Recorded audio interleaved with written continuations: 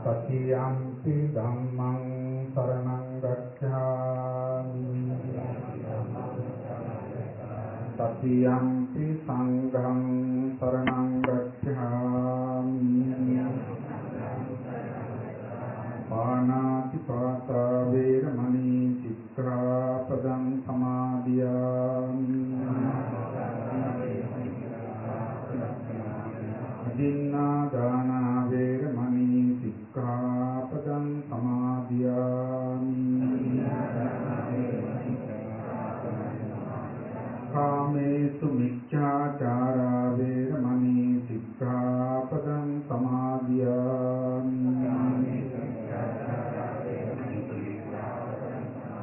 Musāvādā vēramani sikkhapadam samadhiyāmi Surāmēraya majjapamādakkhānā vēramani sikkhapadam samadhiyāmi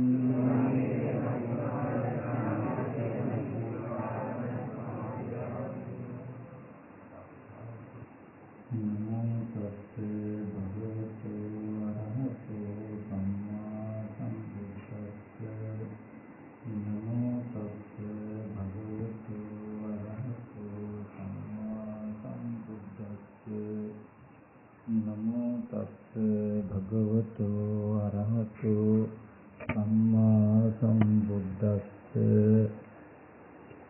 Rūpaṃ rūpattháya sankataṃ abhisaṅkaronti ti saṅkhāro Vedanam vedanatthāya saññaṃ saññatthāya saṅkhāraṃ saṅkhāratthāya abhisaṅkaronti ti saṅkhāroti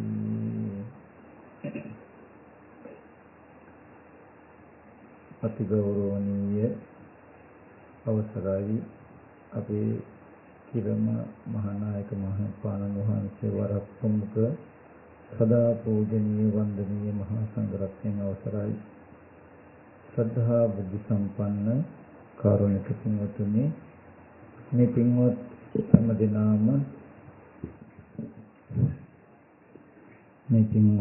හැමදෙනාම දැන් මේ සෝදානම් වෙන්නේ සසර දුක්ඛින් නිවීම පිණිස ලෝතර බුදුරජාණන් වහන්සේ අපි කෙරෙහි අනුකම්පාවෙන් දේශනා කරන ලද සද්ධර්මයෙන් බෙදක් ශ්‍රවණය කරන්ට. ඉතින් පින්වතුනි දවසක් ආනන්ද හාමුදුරුවෝ බුදුරජාණන් වහන්සේ ළඟට ගිහිල්ලා මෙහිම ප්‍රකාශනයක් කරනවා ස්වාමීනි භාග්‍යවතුන් වහන්සේ මට හිතෙනවා මේ ශාසනයේ හරි අඩක්ම කල්යාණ මිත්‍ර සම්පත්තිය නිසා පවතිනවා කියලා කියන මේ වචනේ ප්‍රකාශ කළා. ඒ වෙලාවේදී භාග්‍යවතුන් වහන්සේ මාහේවං ආනන්ද මාහේවං කියලා ආනන්ද එහෙම කියන්න එපා ආනන්ද එහෙම කියන්න එපා. හරි අඩක් නෙමෙයි මේ මුළු ශාසනයම පවතින කල්යාණ මිත්‍ර සම්පත්තිය නිසායි කියලා පෙන්වුවා. ඒක මම මතක් කළේ මේ පින්මුතුන්ට මේ සසර දුක් ගිනි නිවන සද්ධර්ම විදක් අදහන්න හම්බ වෙන්නේ ඉබඳු වූ කල්යාණ මිත්‍ර සම්පත්තියක් නිසා කියලා මුලින්ම මතක් කරනවා.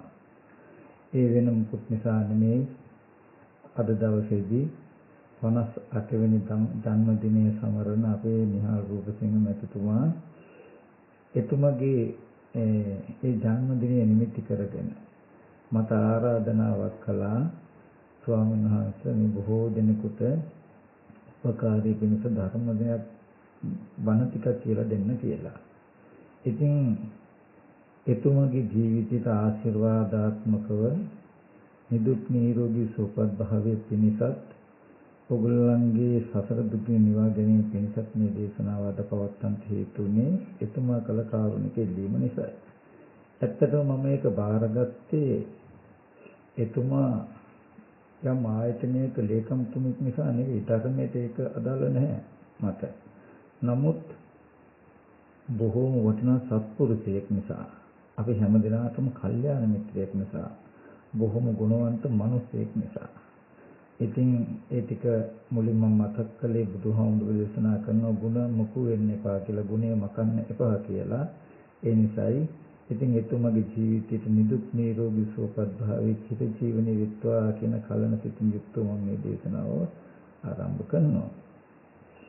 සිංහතුනි, මම හැමදාම මතක් කරලා තියෙනවා, අපි නොදන්නවා වුණාට, අපි නොදකින්නවා වුණාට, අපි හැමදෙනාම ඉමක් කොනක් හරක් දෙයක් නැති අනවරාග්දු සංසාරේ ඒ මේ අත දුවන සැරිසරන අය. ඉතින් මේ සසර අපි නිකම්ම දුවනවා සැරිසරනවා නෙවෙයි, අපි හැමෝම යමක් හොයමින් දුවන සැරිසරන අය. මොකක්ද? සැප සතුට දෙක හොයමින් තමයි අනන්ත පරිමාණ සංසාරෙක ඉඳලා මේ එන්නේ. දුක අපේ ජීවිත වලින් අයින් කරගන්න උත්සාහවත් වෙමින් අපි හැමදෙනාම මේ සසරේ ඉන්නේ. නමුත් අපි කාටවත්ම ලෝකෙ තුල තාම ලැබුණේ නැති එකම දේ, අපිට ප්‍රගුණට බොහෝ දේ ලැබුණා කියලා, නමුත් අපි දන්නේ නැති වුණාට අපි හොයපු දෙයමයි අපිට ලැබිලා නැත්තේ. මේ බඩු භාණ්ඩ ලැබෙනවා, බඩු භාණ්ඩ බාහිර ද්‍රව්‍ය කාරණා අපිට ලැබෙනවා කියලා පෙනුනට ඕවා ලබා ගනිමින් ඔය ආස්සේ අපි හෙව්වේ සැප සතුට දෙක. අපි උත්සාහවත් වුණේ දුක් දුම්නස් දෙක ජීවිතෙන් අයින් කරන්න. නමුත් ඒ දෙක තාම අපිට බැරි වුණා සැප සතුට ළඟා කරගන්න, දුක් දුම්නස් අයින් කරගන්නට. පින්වතුනි, ලෝකයේ තුල සැප සතුට ළඟා කරගන්න, දුක් දුම්නස් අයින් කරගන්න අපට පමණ හෝ තරම් තැනක්වත් තියෙයි නම් සම්මා සම්බුදුරජාණන් වහන්සේ ලෝකෙ පහළ වෙන්නේ නැහැ. බුදුරජාණන් වහන්සේ දවසක් දේශනා කරනවා, සබ්බම් වික්ඛවේ ආදිත්තං, මහන්නේ සියල්ල ඇවිලා ගන්නා ලදී. සියල්ල ඇවිලා ගන්නා ලදී. කිංචි වික්ඛවේ ආදිත්තං, මහන්නේ කුමක්ද ඇවිලාගෙන තියෙන්නේ? ඇහැ රූප චක්කු විඥාන මේ වගේ මේ ස්පර්ශ ආයතන හය පෙන්නවා, මෙන්න මේ ටික ඇවිල්ලාගෙන තියෙන කේනාදිත්තං, කුමකින්ද? ජාති ජරා ව්‍යාධි මරණ ශෝක පරිදේව දුක්ඛ දෝමනස්ස උපායාස රාග දේශ මොහ, මෙන්න මේ 11 ගින්නකින් ඇවිල්ලා ගන්නා ලදී. ගිනි ගොඩක් ඇතුලේ යම්කිසි යකඩ කැබිලි ටිකක් තියෙනවා, එකින් එක රත් වෙලා කියලා කියන්න ඕනේ නැහැ. අපිට කියන්න පුළුවන් සියල්ල ඇවිල ගන්නා ලද කියලා. ගිනිගෙන රත් වෙලා තියෙන්නේ කියලා කියන්න පුළුවන්. ඒ වගේ මේ අවිද්‍යාව ඇතුලේ තියෙන සියල්ලම ඇවිලගෙන තියෙන්නේ කියලා මතක් කළා නම්, ඇවිලගත්ත ගිනි ගොඩක් ඇතුලේ සිසිල් වෙච්ච යමක් හොයන අපිට ලැබුණා නම් තමයි පුදුමේ. ගිනි ගොඩක් ඇතුලේ රත් වෙච්ච දෙයක් තියෙන දෙයක් ඇතුලේ සිසිල් වෙච්ච යමක් හොයන්නේ නම් නිරුංගුවක් පිටපස්සේ ජලය හොයන්න බඳුයි.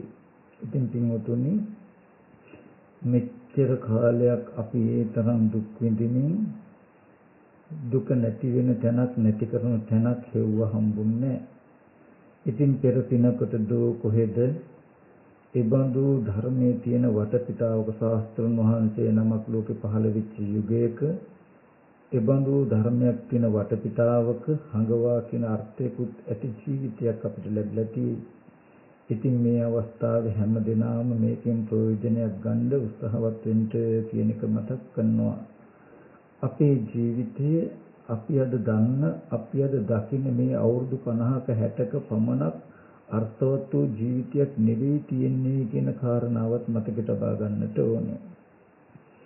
පින්වතුනි, සංවේගය ඇති වෙනවා නම් ඒ බඳු ජීවිතයකට හොඳ වචනයක් මේ ශාසනයේ ධර්මසේනාධිපතින් වහන්සේ කියන්නේ සරියුත් මහරහතන් වහන්සේ. ඒ සරියුත් මහරහතන් වහන්සේ තථාගතයන් වහන්සේ බඳුම තථාගතයන් වහන්සේට උපකාර කරමින් ලෝකයට අර්ථයෙන් ධර්මයෙන් අනුශාසනා කළ ජීවිතයේ අවසන් අවස්ථාවේදී පිරිනුවම් පාණ්ඩ උපන් ගෙදරට වඩිනකොට බොහෝ භික්ෂුන් වහන්සේලා සංවේගී උපදවාගෙන සරියුත් මහ රහතන් වහන්සේ පිටිපසින් වඩිනකොට සුතග්ජන භික්ෂුන් වහන්සේලා අඬ යද්දී ආපහු හැරලා නතර වෙලා ඉතිරිසට කියනවා ඇවැත්නි මේ මොහොත මං වෙනුවෙන්වත් ප්‍රමාද වෙන්න එපා. උභේන මිදම් මරණමේව නාමරණං පච්චාවා පුරේවා පටිපජ්ජත මා විනාශත කනෝවා මා උපජ්ජගාති. උභේන මිදම් මරණමේව දෙපසින්ම මරණයයි. මැරිලා ඉපදුනා ඉපදිලා මැරෙනවා. උභේන මිදම් මරණමේව නාමරණං පච්චාවා පුරේවා නොමැරීමක් පෙරවත් පසුවත් නැහැ. පටිපජ්ජත අප්‍රමාදීව ධර්මයේ හැසිරෙන්න මා විනාශත විනාශ වෙන්න නම් එපා. කනෝවා මා උපජ්ජගාති මේ සන සම්පත්තිය අත්හැර ගන්න එපා කියලා වද කළා. ඉතින් ඒ නිසා හැම දිනාටම මතක් කරනවා මේ මොහොතේදී ඊටමත් ඕනකම මේ බණ ටික අහන්න කියලා. ඒ වගේම මම අද ඔයගලන්ට පෙන්වන්න හදන මේ දහම් කරුණු ටික ඊටමත් තීක්ෂණයි. ඊටමත් සියුම්. ඒක තර්ක බුද්ධියකින් අවබෝධ කළ යුතු පඬිතුයන් විසින් නොනැත්තන් විසින් නුවණින් දැකිය යුතු ධර්මතාවයක් මම මේ පෙන්වන්න හදන්නේ. ඒ නිසා විසිරුණු මනසකින්, සෙලවිච්ච මනසකින් කවදාවත් මේ පෙන්වන ධර්මයේ අර්ථය තේරුම් ගන්න බෑ, හම්බ වෙන්නේ නැහැ. ඒ නිසා හැම දිනම මම මේ පෙන්වන්න හදන දහම් කරුණු ටික හිතින් අතහරින්නේ නැතුව වචනයක් ගානේ ඒ ඔස්සේ මෙන්න කියලා පෙන්නනවා. පින්වතුනි යම් දවසක අනාත්ම ධර්මතාවය අනාත්මයි කියලා කෙනෙකුට අවබෝධ වුණොත් බුදුරජාණන් වහන්සේ දේශනා කරනවා එයා මේ ජීවිතේම නිවන් දකින්නවා කියලා. ඉතින් මේ අනාත්ම ධර්මතාවය ඔයගලන්ට දැක ගන්න පුළුවන්. ඇත්තටම බොහෝම වමනාවෙන් මේ දේශනාව ශ්‍රවණය කළොත් බොහෝ කලක් බොහෝ ඈතක නෙමෙයි මේ දැන් අද මේ දේශනාව අවසානයේදී ඔයගලන්ට ධම්මත පහල කරගන්න තරම් හේතු සම්පත්තියයි කියලා මට හිතෙනවා. ඒ තරම් වමනාවෙන් මේක ශ්‍රවණයකට යුතුයි. හැබැයි ස්වභාවයෙන්ම මේ ධර්මයේ අර්ථය ටිකක් ගැඹුරුයි. අඩි 20ක් විතර ගැඹුරු ලිඳක් තියෙනම් මේ ගැඹුරු ලිඳෙන් වතුර ගන්න අපිට තියෙන්නේ අඩි 18ක් විතර දිග ලණුවක් නම් කඹයක් නම් ඊටු අඩි දෙකකට ලිඳ උස්සන්න පුළුවන්ද? කවදාවත් බෑ. කවදා හරි වතුර ගන්නව නම් ඒ ලණු කැලි දෙකත් හොයාගමු තමයි. ඒ වගේ ධර්මයේ ස්වභාවය ගැඹුරුයි නම් අද අපි මෝඩ නම් අපේ මෝඩේ මනසේ තරමට ලිහිල් කරන්න ගියොත් ඒ දර්ශනයත් මෝඩ දර්ශනයක් වෙයි. ඒ නිසා මේ ධර්මයේ උනත් ලිහිල් කළා අර්ථය ලිහිල් කළා පෙන්වන්න පුළුවන් එක්තරා ප්‍රමාණයක් තියෙයි. එතනින් එහාට ලිහිල් කරන්න ගියොත් ඒකේ තියෙන අර්ථය නැසෙනවා. අර්ථය අහිමි වෙනවා. බොහෝම මතක හිටින මට සිලුතු විදිහට කතා කියලා අර්ථයක් කරුණු පෙන්වන්න පුළුවන්. නමුත් මේ ගැඹුරු දර්ශනාත්මක පැත්ත එක දර්ශනයක්මයි ගැඹුරුමයි. ඒක අපිට ඕනකට වඩා ලිහිල් කරන්න බෑ කියන කාරණාව මතක් කරන්න වෙනවා. ඒකට වෙනවා එහෙනම් අපිටම ක්‍රමෝපායක් සකස් කරගන්න අපේ මනසේ ඇති තීව්‍රතාවය එකඟතාවය උදව් කරගෙන ඉතුරු වැඩි දෙකක් ගැට ගහලම තමයි අපිට ගන්න වෙන්නේ. ඒ නිසා මේ දේශනාව ශ්‍රවණය කරන්න කියලා මතක් කරනවා. පින්වත්නි බුදුරජාණන් වහන්සේ දේශනා කරනවා රූපං රූපත්ථාය සංඛතං අபிසංකරන්ති ති සංඛාරෝ. සංඛාරය කියලා කියන්නේ මොකක්ද? රූපයේ පිනිස යමෙක් රූපය සකස් කරගන්නේ නම් පිළියෙල කරගන්නේ නම් මෙන්න මේකට සංස්කාරය කියලා කියනවා. වේදනාව පිණිස යම් කිසි කෙනෙක් වේදනාව සකස් කරගන්නේ නම් පිළියෙල කරගන්නේ නම් සංඥාව පිණිස සංඥාවක් සකස් කරගන්නේ නම් පිළියෙල කරගන්නේ නම් සංකාරය පිණිස සංඛාරයක් සකස් කරගන්නේ නම් පිළියෙල කරගන්නේ නම් මෙන්න මේකටයි සංකාරය කියලා කියන්නේ කියලා කියනවා. අපි අවිද්‍යාව පත්‍ය සංඛාරා කියනකොට ඒ අවිද්‍යාව ප්‍රත්‍යයෙන් උපදින සංස්කාරය අපිට හම්බ වෙන්නේ අපි දන්නා වූ දක්නා වූ රූපයක් වේදනාවක් සංඥාවක් සංකාරයක් හැටියට නැවත මනසේ පිළිඹු වෙමින් කියන කාරණාව. ආපහු මතක් කළොත් සංඛාරය කියලා කියන්නේ අවිද්‍යාව පත්‍ය සංඛාරා කියනකොට අපිට සංඛාර නැත්තම් කර්ම නිමිත්ත හැටියට අපි කර්මයක් සකස් කරගන්නකොට රූපයක් වේදනාවක් සංඥාවක් සංඛාරයක් තමයි අපිට කර්ම නිමිත්ත හැටියට සංඛාර නිමිත්ත හැටියට අපේ මනසේ හම්බ වෙන්නේ කියන එකයි කියන්නේ. මම ඒක පැහැදිලි වෙන විදිහට මතක් කරන්නම්. එතකොට මෙන්න මේ කාරණාව පටිච්ච සමුප්පාද ධර්මයක් වශයෙන් අපි දැක්කොත් අපිට මේ අනාත්ම ධර්මතාවය අවබෝධ වෙනවා.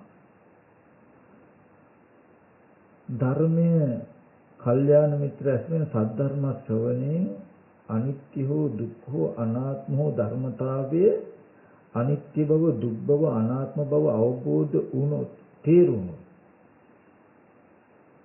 ඒ තේරිච්චදී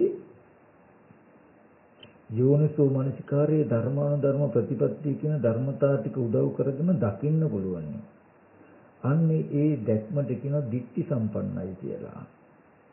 එතකොට පිනෙන්නේ අනිත්‍ය දුක්ඛ ධර්මතාවයේ දකින එකට තමයි අනිමිත්ත ශුන්‍යත අපනිහිත කියලා නම් කරන්නේ. අනිත්‍ය කියන ධර්මතාවයේ උදව් කරගෙන ඇත්ත ඇති හැටි දකින්න චේතෝ විමුක්තිය හඳුන්වනවා අනිමිත්ත කියලා. දුක්ඛ ධර්මතාවයේ අවබෝධයෙන් ඇතිවෙන ආශ්‍රයන්ගේ මනසේ ඇති ආශ්‍රයන්ගේ නිදීම හඳුන්වනවා අපනිහිත කියලා. අනාත්ම අවබෝධය නිසා මනසේ ආශ්‍රයන්ගේ ක්ෂය බව ආශ්‍රයන්ගෙන් මනස මිදුනහම ඒ මිදීම හඳුන්වනවා ශුන්‍යත කියලා.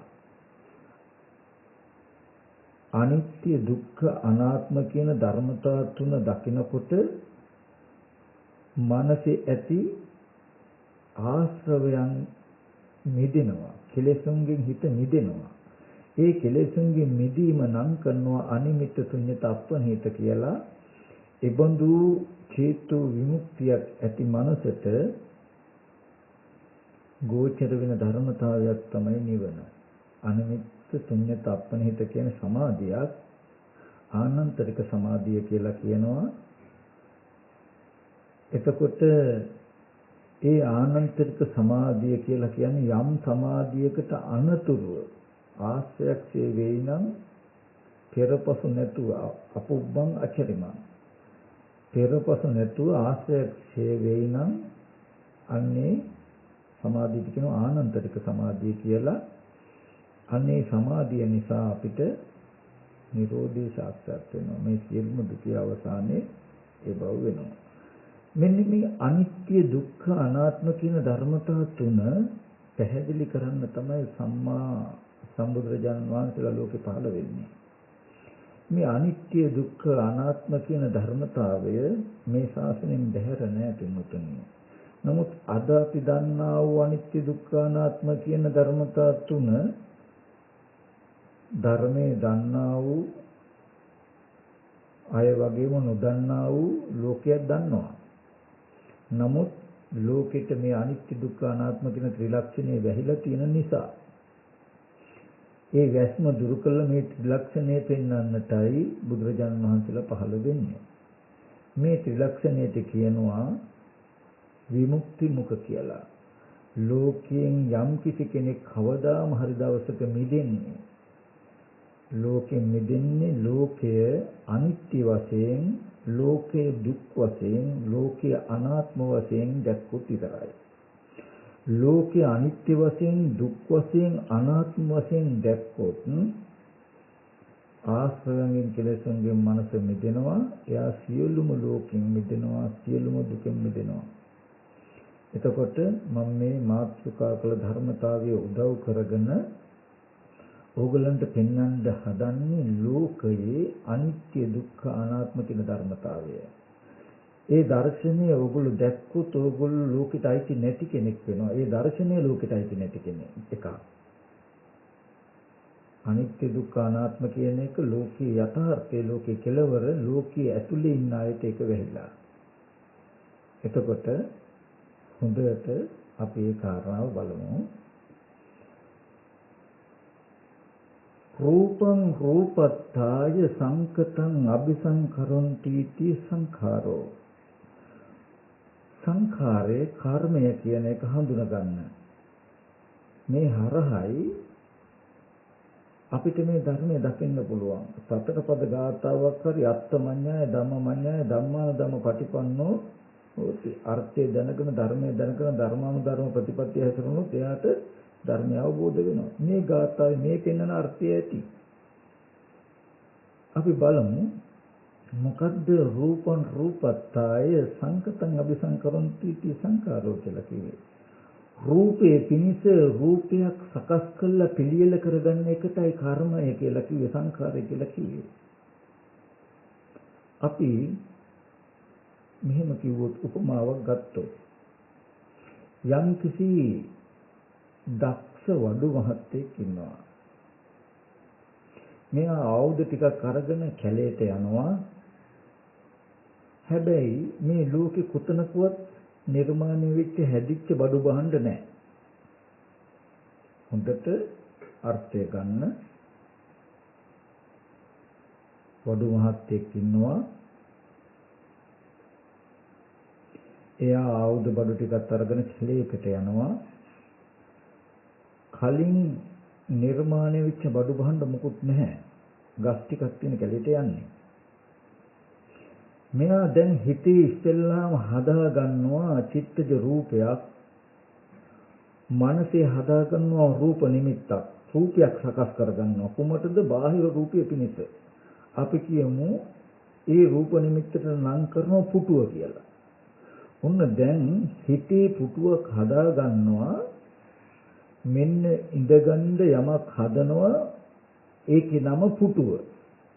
දැන් හිතේ තියෙන මේ හැඩයටයි කකුල්, මේ විදිහට අත තියෙන තැන්, මේ විදිහට තමයි ඇඳ, මේ විදිහට තමයි ඉඳගන්න තැන සිත් එක ආසනය කියලා හිතේ සම්පූර්ණ පුටුවක් සකස් කරගන්නවා, හදා ගන්නවා. ඔන්න දැන් රූපයක් පිළියෙල කළ සකස් කරගත්ත හිතේ. සකස් කරගෙන කැලේට ගිහිල්ලා හොඳට බලන්ද ගහක් කපනවා. කියතක් කරගෙන ගහක් කපනවා. ගහක් කපලා ලෑලි ඉරලා දැන් මෙයා මොකද කරන්නේ? දැන් ගහක් හැදිලා තියෙන ගහ ගැන බලන්න. ගහ කියන්නේ පොළොවේ තියෙන ඕජාසාරය අරගෙන තමයි හැදෙන්නේ. පොළොවේ තියෙන පටවි ගතිය නැතිනම් ගහක් හැදෙනවද? නැහැ. ආපෝ ගතිය, ජලයේ ස්වභාවය නැත්නම් ගහක් පවතිනවද? නැහැ. තේජෝ උෂ්ණත්වය කියන එක නැතිනම් ගහක් හැදෙනවද? නැහැ. වායෝ ස්වභාවය නැත්නම් ගහක් හැදෙනවද? නැහැ. පඨවි ආපෝ තේජෝ වායෝ කියන ධර්මතා හතර තමයි අවකාශ ධාතුව තුල රාශි වෙලා තියෙන මේ ගහක් කියන එක. අපි භෞතික වර්තමානයේ භෞතික විද්‍යාව කරනකොට උනත් දන්නවා පදාර්ථය කියනකොට උගන්වනවා අපිට ඝන ද්‍රව තාප වායු කියලා. මේ හැම දෙයකම තියෙන භෞතිකත්වය මොකද්ද? ඝන ද්‍රව තාප වායු. ඝන කියලා කිව්වේ පඨවි, ද්‍රව කියලා කිව්වේ ආපෝ, තාප කියලා කිව්වේ තේජෝ. ඝන ද්‍රව තාප වායු කියු වාතය. අද භෞතිකව කියන මේ දේ තමයි බුදුරජාණන් වහන්සේ මේට අවුරුදු 2000 ගණනකට ඉස්සෙල්ලා කිව්වේ. එතකොට මොන දැන් මේ ගහ කියන තැන තියෙන පඨවි ආපෝ තේජෝ වායු. දැන් පුටුව හදනවා කියලා හිතේ තියෙන රූපයක් බලාගෙන අවකාශ ධාතුවේ සතර මහා ධාතුව රාශි කරන එකයි මේ කරන්නේ. ගහ කපලා හොඳට බලන්න. ගහ කපලා දැන් ගහ කිව්වේ සතර මහා ධාතුන් නිර්මාණය වෙච්ච එක. හිතේ තියෙන හැඩයට අවකාශ ධාතුවේ මේක රාශි කරනවා. ඒකයි කොතනක හරි වැරදුණොත් මේක වැරදි. හරි වැරදි බලන්න දැන් මනින් දෙකක් තියෙන්න ඕනේ නේද? මොකේද කියලාද මනින්නේ මේක වැරදුනා කියලා? අර හිතේ තියෙන රූපෙට. ඒකයි දැන් රූපයේ පිණිස රූපයක් හදාගත්තේ. බාහිර සතර මහා ධාතු රූපය හැදීම පිණිසයි දැන් මේ හිතේ රූපයක් හදාගත්තේ. රූපං රූපත්තාය. රූපයේ පිණිස රූපයක් සකස් කරලා පිළියෙල කරගත්ත මනසේ. ඒකට තමයි දැන් සංකාරය කියලා කිව්වේ. ඒ රූපයක් සකස් කරලා පිළියෙල කරගත්තේ මොකටද? බාහිර රූපයක් හැදීම සඳහායි. ඔන්න මේ හිතේ තියෙන හැඩේ පුටුව කියන හැඩේ උදව් කරගෙන සතර මහා ධාතුව අවකාශ ධාතුව තුළ රාශි කළා. ඔන්න රාශි කළාම හැඩේ හිතේ තියෙන හැඩේටම සතර මහා ධාතුව රාශි වුණා නිර්මාණය වුණා. ඒක දිහා බලනකොට ඒක හදන්න උපකාරී වෙච්ච gati ටිකම ආපහු මනසේ යෙදෙනවා. දැන් හොඳට බලන්න සතර මහා ධාතුව හිතේ තියෙන පුටුව කියන රූප නිමිත්ත නිසා සතර මහා ධාතුව රාශි කළා. රාශි වෙච්ච සතර මහා ධාතුව දකිනකොට ආපහු මනසෙම පුටුව කියන gati ටික යෙදෙනවා. මෙන්න මේ ටික නොදන්නා ලෝකයා අන්න අර භෞතික සතර මහා ධාතුවට තදින් තණ්හා කරනවා පුටුවට කියලා. හොඳට බලන්න ඕගොල්ලෝ ඇස් ඇරලා මම මේ කියන උපමාව දිහා බාහිර භෞතික ලෝකයේ යමක් රාශි වෙන්න කලින් නේද මේ හැඩේ මනසේ තිබුණේ? කලින් නේද මේ හැඩේට නම් කළේ පුටුව කියලා? පුටුව කියන එක කලින්ම නිර්මාණය වුණේ මනසේ නේද? මනසේ නිර්මාණය වෙච්ච පුටුවට සාපේක්ෂව බාහිර භෞතිකයේ තුල රාශි වුණේ පඨවි ආපෝ තේජෝ වායෝ කියන සතර මහා ධාතුව විතරයි. දැන් සතර මහා ධාතුව දකින්නකොටම තමන්මයි රාශි කළේ. තමන්ම රාශි කළ සතර මහා ධාතුව දකින්නකොට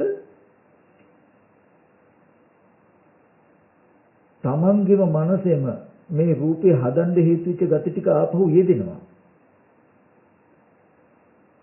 එතකොට අපි මනසේ තියෙන gati ටිකකින් සතර මහා ධාතු රාශි කළ රාශි වෙච්ච සතර මහා ධාතු දකින්නකොට ඒ gati ටිකම අපේ මනසේ යෙදෙනව නේද? මේ කියන ටික දැක්කේ නැති වුණොත් අපි ඔක්කොටම පුටුවක් හම්බ වෙන්නේ බාහිරින්.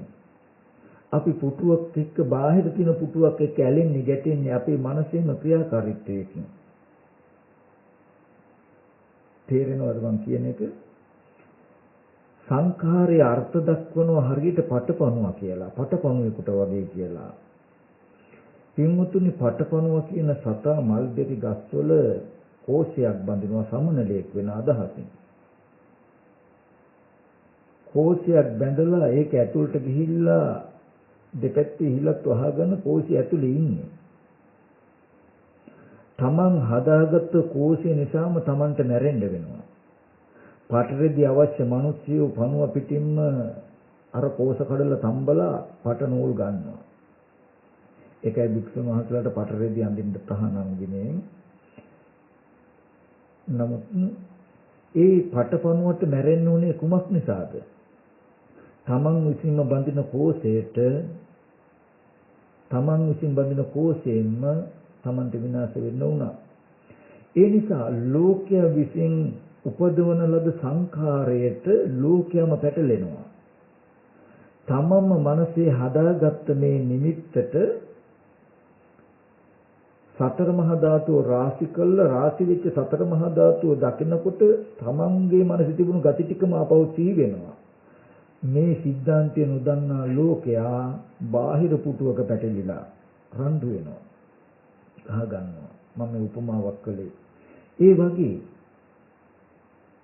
උපමෙය ගත්තොත් ඔබට අම්මා කෙනෙක් ඉන්නවා නම් සිහි කරන්න දැන් අම්මා කියන සතහන හිතට දැන් ඕගොල්ලන්ට සිහි කරගන්න පුළුවන්.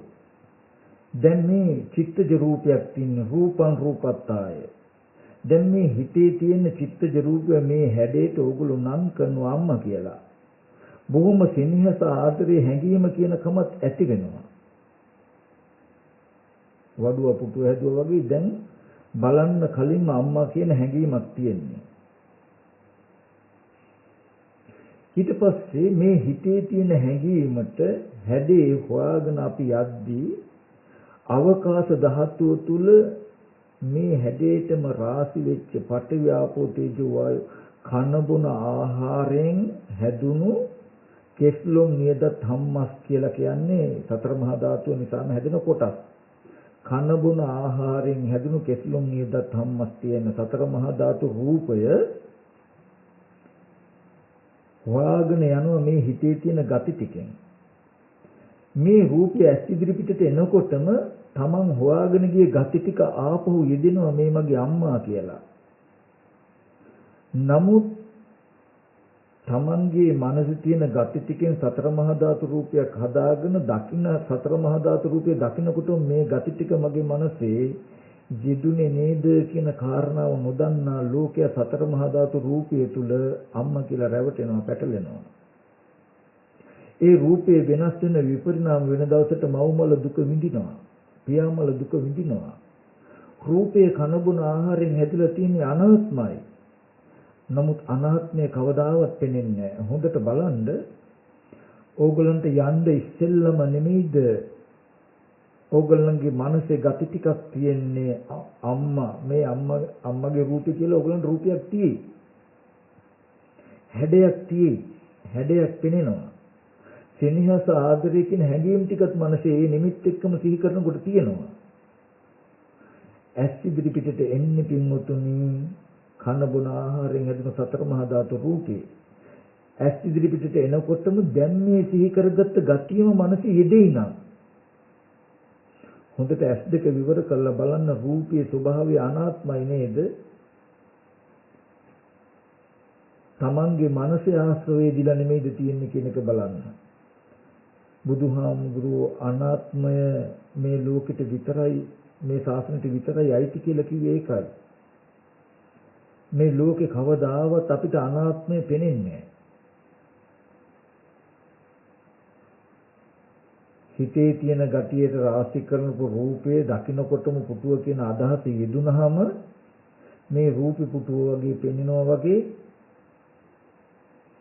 හිතේ තියෙන හැඩේ අම්මා කියන සෙනෙහස ආදරේ කියන ඕගලන්ට දැන් සිහි කරන්න පුළුවන් නම් මේ දැන් සිහි කරනකොට අම්මා හෝ දරුවා හෝ Tamanට ප්‍රියමනාප කෙනෙක් දැන් සිහි කරගන්න සිහි කරගෙන හොඳට හිත තබන්න දැන් ඇහැ නෑ මේ වෙලාවේදී ඇස් ඉදිරියට ඒ බඳු රූපයක් ඇවිල්ලා නෑ චක්කු විඥානේ නෑ එහෙනම් මේ මනෝමය නේද මේ සිහි කරගෙන ඉන්නේ හිතට මේ රූප නිමිත්ත මේක නේද බුදුරජාණන් වහන්සේ රූපත්තාය කියලා කිව්වේ රූපය පිණිස රූපයක් කියලා කිව්වේ දැන් මේ හිතේ තියෙන රූපෙක නේද මට අම්මා ගැන හෝ දරුවා ගැන හෝ කියලා සිහි කරනකොට මේ රූපයත් එක්ක නේද මේ සෙනෙහස ගති ටික තියෙන්නේ මම බලන්න කියලා ගියොත් වෙන්නේ බත්පාන් කවුපි මුංගට කන බොන ආහාරයෙන් හැදුණු කුණුපු කොටස් ටිකකින් යුක්ත අනාත්ම රූපය සිදිරි පිටට එනවා එනකොටම දැන් මේ මගේ මනසේ තියෙන gati ටිකම ආපහු යෙදුනොත් මගේ මනසේ අනාත්ම රූපය දකිනකොටම මේ gati ටිකම මගේ මනසේ යෙදෙනවා නම් එතකොට මට පෙනෙන්නේ අම්මා බලන්න ගියා අම්මා දැක්කා දරුවෙක් බලන්න ගියා දරුවා දැක්කා වගේ නමුත් මම බලන තැන මම දැක්ක තැන තියෙන රූපී ඇත්ත දැක්කේ නෑ කවදාවත් ඇත්ත පෙවුන්නේ නෑ රූපයක් හදන්න උදව් වෙන මේ කර්ම නිමිත්තට කියනවා නිමිත්ත පැත්තට කියනවා අවිද්‍යා සංකාර තණ්හා උපාදාන භව කියලා අවිද්‍යාවෙන් හටගත්ත අම්මා කියන කර්ම නිමිත්තටයි අපි තණ්හා කරන්නේ ඒකටයි මගේ අම්මා කියලා අපි උපාදාන වෙලා තියෙන්නේ මේ සත්‍ය පුද්ගලෙක් කියලා උපාදාන වෙලා තියෙන්නේ තමන්ගේ මනසේ අම්මා කියන නිමිත්ත රූප නිමිත්තක් සිහි කළා සිහි කරපු නිමිත්ත අම්මා කියලා නම් කළා ඒකට තමන්ම කැමති වෙලා ඒක උපාදාන වුණාම තමන් තුල ගොඩනැගෙන ගතියක් තියෙනවා බාහිර අම්මා කෙනෙක් ඉන්නවා කියලා හැඟීමක් ඇති ඒකට තමයි භවය කියලා කිව්වේ චේතනා භව භවපත්‍ය ජාති භවය නිසා යෝගුල හොයාගෙන යන්නේ ගියාම හම්බෙන්නේ විඥානාමතු සලතන පස්ස වේදනා කියලා ඇස් ඉදිරියට ස්කන්ධ පංචකයක් හම්බ වෙනවා. නැත්නම් රූපයක් පෙනෙනවා. ඒක ආහාර ප්‍රත්‍යයෙන් තියෙන අනාත්මයි. ඒ ටික දකිනකොටම හොයාගෙන ගියේ මේ ධර්මතා පහ ආපහු යෙදෙනවා. ආපහු අවිද්‍යා සංකාර තණ්හා උපාදාන භව. අතීතේ හේතුෝ පංච ඉදානි ඵල පංචකං ඉදානි හේතුෝ පංච ආයතින් ඵල පංචකං. දැන් අපි මෙහෙම කිව්වොත් අම්මා කියන මේ නැත්තම් මගේ දරුවා කියලා ඕගලන්ට හිතට සිහි කරන්න පුළුවන් නිමිත්තක් තියෙන අවිද්‍යාවෙන් හටගත් කර්ම නිමිත්ත තමයි මේ. ඔය නිමිත්තට ඔය රූපෙටයි අපි දරුවා කියලා නම් කළේ. ඔය නිමිත්ත බලාගෙනයි දරුවා ගැන හිතන්නේ නැවත නැවත. ඔය නිමිත්ත බලාගෙනයි දරුවා ගැන යමක් කියන්නේ. ඔය නිමිත්ත බලාගෙනයි දරුවා වෙනුවෙන් යමක් කරන්නේ. මේ නිමිත්තටයි හිතින් කිරින් කරන්නේ. ඔය නිමිත්තටයි ඕගොල්ලෝ තණ්හාව බැඳලා තියෙන්නේ. මේ නිමිත්තයි පුද්ගලික සත්‍යයේ කෙනෙක් කියලා උපාදාන වෙලා තියෙන්නේ. ඔන්න ඔය ධර්මතා හතර යෙදුනහම ඕගොල්ලන්ගේ මනසේ පවතිනවා බාහිර ඉන්නවා කියන ගතිය. ඔන්න ඔය නිමිත්ත මනසේ යෙදුනහම අවිද්‍යා සංකාර තණ්හා උපාදාන භව කියන ඔය ගති ටික ඕගොල්ලන්ගේ මනසේ යෙදිලා තියෙන හිඳයි ඕගොල්ලෝ දරුවෝ බලන්න යන්නේ. ඔන්න ඒ පහ නිසා හම්බ වෙනවා මොකද්ද? ඇහත් රූපය චක්කු විඤ්ඤාණ කියලා පෙනෙනවා. රූපයක් පෙනෙන්නේ හැබැයි. ඒ පෙනෙන රූපයේ කනබුන ආහාරයෙන් හැදුණු රූපයක්. ඒ වේදනා සංඥා ස්පර්ශ ප්‍රත්‍යයෙන් හටගත් එකක්. ඒ විඥානේ නාම රූප ප්‍රත්‍යයෙන් තියෙන එකක්. ඔය ටික තේරෙන්නේ නැත්නම් කෙටි කළා පෙනෙනවා කියන සිද්ධිය දකින්න ස්කන්ධ පංචකයම. දැන් මේ හිතේ තියෙන ධර්මතා පහ නිසා යෝගලන්ට පෙනෙනවා කියන ධර්මතා පහ. පෙනෙනකොටම ආයත් අවිද්‍යා සංකාර තණ්හා උපාදාන භව මෙන්න මේ සෙට් එක මේ දැන් පෙනෙන්නේ ඉස්සෙල්ලා හිතේ තිබුණු කාරණා පහම ආපහු යෙදෙනවා මනසේ. යෙදෙනකොට අපිට පෙනෙන්නේ දරුවා සිහි කළා දරුවා බලන්න ගියා දරුවා දැක්කා වගේ. නමුත් අපේ මනසේ තියෙන කර්ම නිමිත්තෙන් රූපයක් හදාගෙන රූපේ දකින්නකොටම මේ ධර්මතා පහ මගේ මනසේ යෙදෙනව නේද කියලා අපි දන්නේ. පටපණුවා ඒ සතාගේ හදාගත්ත කෝෂය නිසා විනාශ වෙනවා වගේ අවිද්‍යාවෙන් හටගත්තු සංස්කාරේ අපි හදාගත්ත සංකාරයට අකුණ පැටලෙනවා. දැන් අපි හිතාගෙන සතර මහා ධාතු රූපේ දරුවා කියලා. ඒ රූපයේ සතර මහා ධාතුට ඇයි මෙච්චර තදින් ඇලිලා තියෙන්නේ? මෙච්චර තදින් බැඳිලා තියෙන්නේ? ඇත්තටම හිතේ තියෙන නිමිත්ත එකයි අපි ගනුදෙනු කරන්නේ. ඒ නිමිත්තටයි තණ්හාව තියෙන්නේ. නිමිත්තටයි ඇලිලා බැඳිලා තියෙන්නේ. නමුත් අපි දන්නේ මේ නිමිත්ත නිසා රාශි උනේ සතර මහා ධාතු දකින්නකොට මේ ගති ටිකයි අපේ මනසේ යෙදුනේ කියන එක නොදකින්නකොට අපිට පෙනෙන්නේ අර රූපයේ දරුවා වගේ. දැන් අපේ වැරද්දෙන් අපිම ගුටි කනවා සතර මහා ධාතුව වෙනස් වෙනකොට විපරිණාම වෙනකොට දරුවා මල දුක විඳිනවා. දරුවා ලෙඩ වෙච්ච දුක විඳිනවා. අම්මා මව් මල දුක විඳිනවා. පියා මල දුක විඳිනවා. පියා ලෙඩ වෙච්ච දුක මව් ලෙඩ වෙච්ච දුක විඳිනවා නෙවෙයිද බලන්න. යම් වෙලාවකදී ඕගොල්ලෝ දැක්කොත් නච්චකින්චි ලෝකේ උපාදීයත මේ ස්පර්ශ ආයතන හය කිසිවක් උපාදාන වශයෙන් ගන්නෑ. දන්නෝ මනසේ තියෙන ගති ටික නිසා ස්පර්ශ ආයතනේ උපදිනකොට ඒ ස්පර්ශ ආයතන කියන රූප ශබ්ද ගන්ධ කියන ස්පර්ශ ආයතන හය නිසා ආපහු මේ ගති ටික මනෝවිඤ්ඤාණය යෙදිලා කියලා දන්නවනම් ඕගොල්ලෝ කිසිම කෙනෙක් කවදාවත් මේ ස්පර්ශ ආයතන හයේ නෑදෑකමක් දකින්නේ නැති වෙයි. මේ ස්පර්ශ ආයතන හයේ ආත්ම කිසිවක් ඕගොල්ලෝ දකින්නේ නැති වෙයි. මේ ස්පර්ශ ආයතන හයේ නිට්ටය කිසිවක් ඕගොල්ලෝ දකින්නේ නැති වෙයි. ඒකයි පඨවිතෝ දිස්වා පඨවිය හැටියට යම් කලක දැක්කොත් පඨවිස්මේ නිබ්බින්දති නිබ්බින්දින් විරජ්‍යති විරාගා විමුච්ඡති විමුක්තස්මේ විමුක්තමිති ඥානං හෝති. ඕගොල්ලෝ යම් දවසක දැක්කොත් සතර මහා ධාතු හැටියට පඨවිය හැටියට එදාට පටිවිය දරුවා කියලා අම්මා කියලා තාත්තා කියලා පටිවිය ඇලෙන්නේ නැහැ ඕගොල්ලෝ. නොඇලෙනකොට මොකද වෙන්නේ? මේ ආශ්‍රවයන්ගෙන් කෙලෙසුන්ගේ මනස මිදෙනවා. මිදුණා කියන නුවණ පහළ වෙනවා. දුකේ නැතිවීම සඳහා වෙන කල යුතු යමක් නැහැ. ඕගොල්ලෝ සතර මහා ධාතුවේ ඇලෙන්නේ කුමක් නිසාද? පඨවි හැටි දන්නේ නැහැ. ආපෝ හැටි දන්නේ නැහැ. තේජෝ හැටි දන්නේ නැහැ. වායෝ හැටි දන්නේ නැහැ. ඒ ටික දන්නේ නැත්නම් මොකක් නිසාද? අවිද්‍යා සංකාර තණ්හා උපාදාන කියන මේ සිද්ධිය දන්නේ නැති නිසා. ඔගොල්ලෝ අහලා තියෙනව නේද? පංච උපාදාන ස්කන්ධය උදේවැය බුදුරජාණන් වහන්සේ දේශනා කරනවා යෝචේ වසසතං ජීවි අපස්සං උද්‍යව්‍යං ඒකාහං ජීවිතං සෙය්‍යෝ පස්සත උද්‍යව්‍යං යම් කිසි කෙනෙක් මේ පංච උපාදානස්කන්ධයේ උදේවැය දෙක නොදැන අවුරුදු 100ක් ජීවත් වුණ තේ ජීවිතේ හිස් ජීවිතයක් මේ පංච උපාදානස්කන්ධයේ උදේවැය දෙක දැනගෙන එක දවසක් ජීවත් වුණත් ඒ ජීවිතයේ ශ්‍රේෂ්ඨයි කියලා පෙන්වනවා. දැන් පංච උපාදානස්කන්ධයේ උදේ කියන්නේ ඇතිවීම, වැය කියන්නේ නැතිවීම. පංච උපාදානස්කන්ධයේ ඇතිවීම නැතිවීම. නොදැන අවුරුදු 100ක් ජීවත් වුණත් ඒ ජීවිතයක් දැනගෙන එක දවසක් ජීවත් වුණත් ඒ ජීවිතේ වටිනවා. පංච උපාදානස්කන්ධයේ උදේවැය දැක්කුත් එයා ditthi සම්පන්න පුද්ගලයෙක් වෙනවා. දර්ශන විසුද්ධිය පනවන්න මේ ශාසනය එක විමුක්තායතනයක් ඒක. එතකොට මේ පංච උපාදානස්කන්ධයේ ඇතිවීම නැතිවීම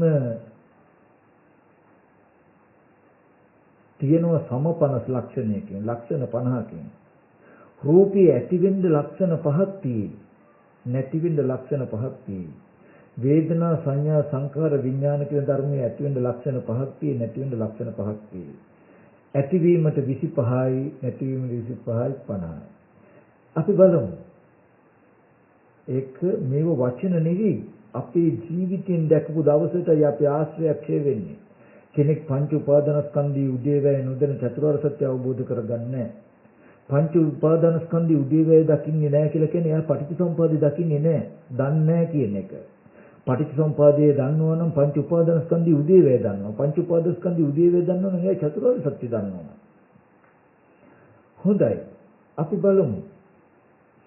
ඉස්සෙල්ලාම අර උපමාවම ගමු වඩු මහත්තයාගේ උපමාවෙන්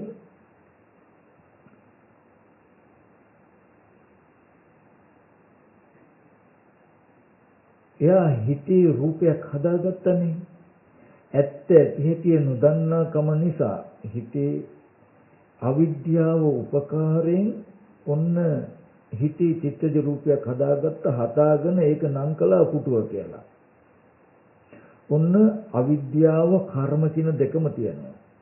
දැන් මේ පුටුවට හරි කැමැත්තකුත් තියෙනවා. පුටුව හදාගන්න ඕනෙකමකුත් තියෙනවා. අවිද්‍යාව තියෙනවා, කර්මය තියෙනවා, තණ්හාව තියෙනවා. ඒ නිසා තමයි කැලේට ගිහිල්ලා ගහක් කපලා සතර මහා ධාතු රාශි කළේ. සතර මහා ධාතුව කියන්නේ පඨවිය ආපෝ තේජෝද ඔවුනොන්ට උපකාරීව සතර මහා ධාතු රාශි වල තියෙන එතන ආහාර ප්‍රත්‍ය. පුටුව කියලා අපි දකින රූපය නිර්මාණය වෙන්න අවිද්‍යාව, කර්මය, තණ්හාව, ආහාර කියන ධර්මතා ටික උදව් වෙලා නෙමෙයිද අපි පුටුව හදාගත්තේ.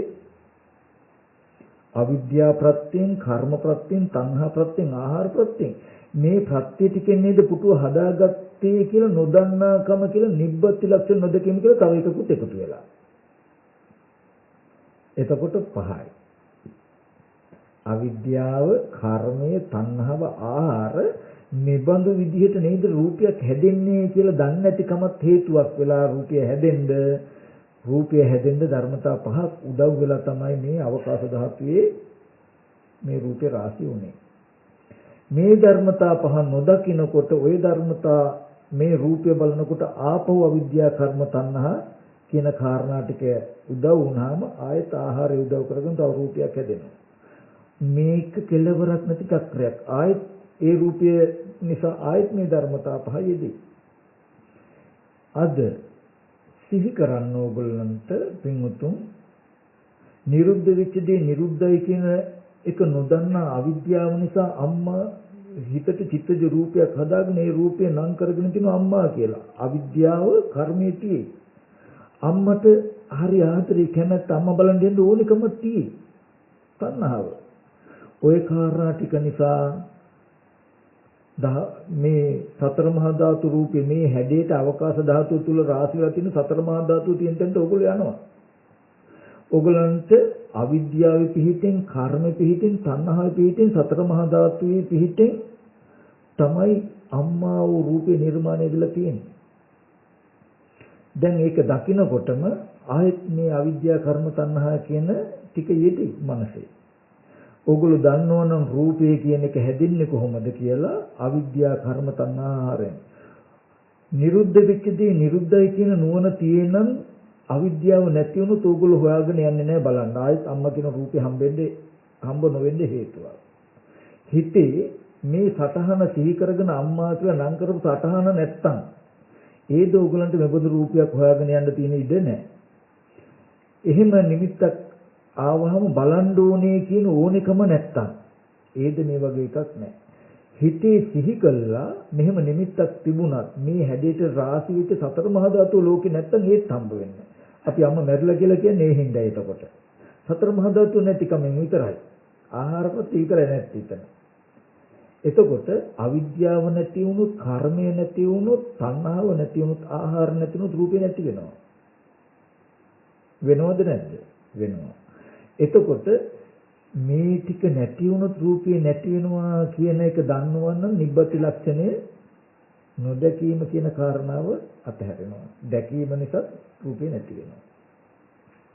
එතකොට මෙන්න මේ ටික ඕගොල්ලෝ දැක්කොත් මේ ස්පර්ශ ආයතන හයේ තමන් දකීද? දැන් හැමෝම සිහි කරගන්න ඕගොල්ලන්ට අවිද්‍යාවෙන් හටගත්ත කර්ම නිමිත්තක් තමයි මම කියන හැඟීම. හීනෙන් උනත් පෙනෙන්නේ ඒකනේ. මම කියන හැඟීම. හිතේ තියෙන මේ චිත්තජ රූපේ මම කියලා ඔයගොල්ලෝ නම් කරගෙන තියෙන්නේ. ඒ හිතේ තියෙන නිමිත්තකයි මම කියන හැඟීම එක්ක තියෙන ඇලීම තණ්හාව තියෙන්නේ. ඔය gati ටික තියෙන්නේ මනසේ. ඇස් ඉදිරි පිටට කනබුන ආහාරයෙන් යුක්ත රූපය මෙහෙම දකිනකොටම ආපහු මම කියන අර gati ටික මනසේ යෙදෙනවා නම් ඕගොල්ලෝ මේක නොදකිනකොට මේ රූපය ඕගොල්ලන්ට මම වගේ පෙනෙන්නේ. නමුත් යම් කිසි කෙනෙක් මේ රූපය හම්බ වෙන්න කලින්මයි බලන්න ඕගොල්ලන්ට මම කියන කෙනාට මම කෙනෙක් ඉන්නවනේ. හොඳට බලන්න මේ මම කියන හැඟීම අවිද්‍යාව ප්‍රත්‍යයෙන් හටගත්ත නිමිත්තක් හිතේ තියෙන්නේ මේ මම කියන හැඟීම සම්පූර්ණම. ওই නිමිත්ත එක්ක ජීවිත ආසාව තියෙන්නේ. උතනයි තණ්හා උපාදාන භව අවිද්‍යා සංකාර තණ්හා උපාදාන භව කියන මේ ටික තියෙන්නේ මනසේ තියෙන්නේ මේ මම කියන හැඟීම එක්ක. ඇස් ඉදිරි පිට ඇහැ අනාත්මයි, රූපය අනාත්මයි. මේ දින නිසා අනාත්ම වූ රූප ගැටීම නිසා උපදින විඥානය අනාත්මයි. ඒ ස්පර්ශයෙන් උපදින අනාත්ම ස්පර්ශයෙන් උපදින වේදනා සංඥා අනාත්මයි. යම් රූපයක් පෙනෙනවා කියන තැන පෙනෙනකොටම ආපහු මනසේ මේ වගේ gati ටික යෙදෙනවා. මේ පෙනෙන රූපයට පෙරපසු මම කියන හැඟීම මනසේ යෙදුනහම ඔගොල්ලෝ ඒක නොදන්නකොට මේ රූපය මම වගේ ඉන්නේ. මේ ස්පර්ශ ආයතන හයේ තමන්ව දකින්නේ එහෙමයි අපි. මේ ස්පර්ශ ආයතන හයේ මගේ කියලා, මගේ දුව, මගේ පුතා, මගේ අම්මා තාත්තා දකින්නේ එහෙමයි අපි. ඒකයි බුදුරජාණන් වහන්සේ දේශනා කළේ තණ්හාව නැති වෙනවා කියලා කියන්නේ මොකද්ද? මේ පංච උපාදානස්කන්ධේ නේතම් මම නේසෝ හමස්මි නෙමෙසෝ අත්තාති. මම නෙමෙයි, මගේ නෙමෙයි, මගේ ආත්මේ නෙමෙයි කියලා දකිනා. මේ පංච උපාදානස්කන්ධේ තමන්ව දකින්න නැත්තම්, තමන්ගේ දෙයක් දකින්න නැත්තම්, තමන්ගේ ආත්මයක් දකින්න නැත්තම් මෙන්න මේකටයි තණ්හාව නැති වුණා කියලා කියන්නේ. ඒක වෙන්න නම් එයා දකිනවා ස්කන්ධයන්ගේ උදේවැය. මේ සිද්ධිය S2 වහගෙන තමන් සිහි කරගන්න. තමන්ට පෙනෙනවා ඇහැ ඇරිලා නැහැ. ඇස් ඉදිරිපිට එහෙනම් රූපයක් ඇවිල්ලත් නැහැ. එන්නේ චක්කු විඥානයක් නැහැ. එයින් උපන්න චක්කු සම්පස්යෙන් උපන්න ධර්මතාවක් නැහැ. එහෙනම් මේ ටික ගවේෂණය කළාම නිසකවම අපිට තේරෙනවා මේ මම කියන හැඟීම දැන් මනෝමයෙන් උපන්න එකක්. හොඳට තීරණය කරන්න මේ තමයි අවිද්‍යාව පත්‍ය සංඛාරා කියලා පෙන්වපු ටික බුදුරජාණන් වහන්සේ මේ මම කියන හැඟීම තමයි මේ නිමිත්ත තමයි අවිද්‍යාව ප්‍රත්‍යයෙන් හටගත්ත නිමිත්ත. මේ හැඟීමතයි මම කියන හැඟීමත් එක්කයි මේ ජීවිත ආසාව මේ කැමැත්ත මගේ කියන ඇලීම් බැඳීම් ටික තියෙන්නේ. ඊට පස්සේ ඇරිහාම අනාත්ම ස්කන්ධ පංචකයේ ඇස් ඉදිරි පිටට එනකොටම ඇස් දෙක වහගෙන ඉන්න වෙලාවෙ හිටු මම කියන ධර්මතාව පහ තියෙනවනේ මුල් වෙච්ච. ආපහු පෙනෙනවත් එක්ක මේ ධර්මතාව පහ ආපහු මනසේ යෙදෙමු. මේක නොදන්නකොට මේ රූපේ මම වගේ පෙනෙන්නේ. නමුත් දන්න කෙනාට මේ රූපේ මම කියලා පෙනේද කියලා බලන්න. ඒ නිසයි පින්වතුනි තමන්ට මම කියන හැඩේ පිටියක තිබුණත් මම කියන එක එන්නේ. පිටියක ඇඳපු චිත්‍රය දකිනකොටත් මම කියන හැඟීම තමන්ට එන්නේ කුමක් නිසාද? මේ හැඩේ දකිනකොට මේ gati ටික සිහි කරගන්න නිසායි.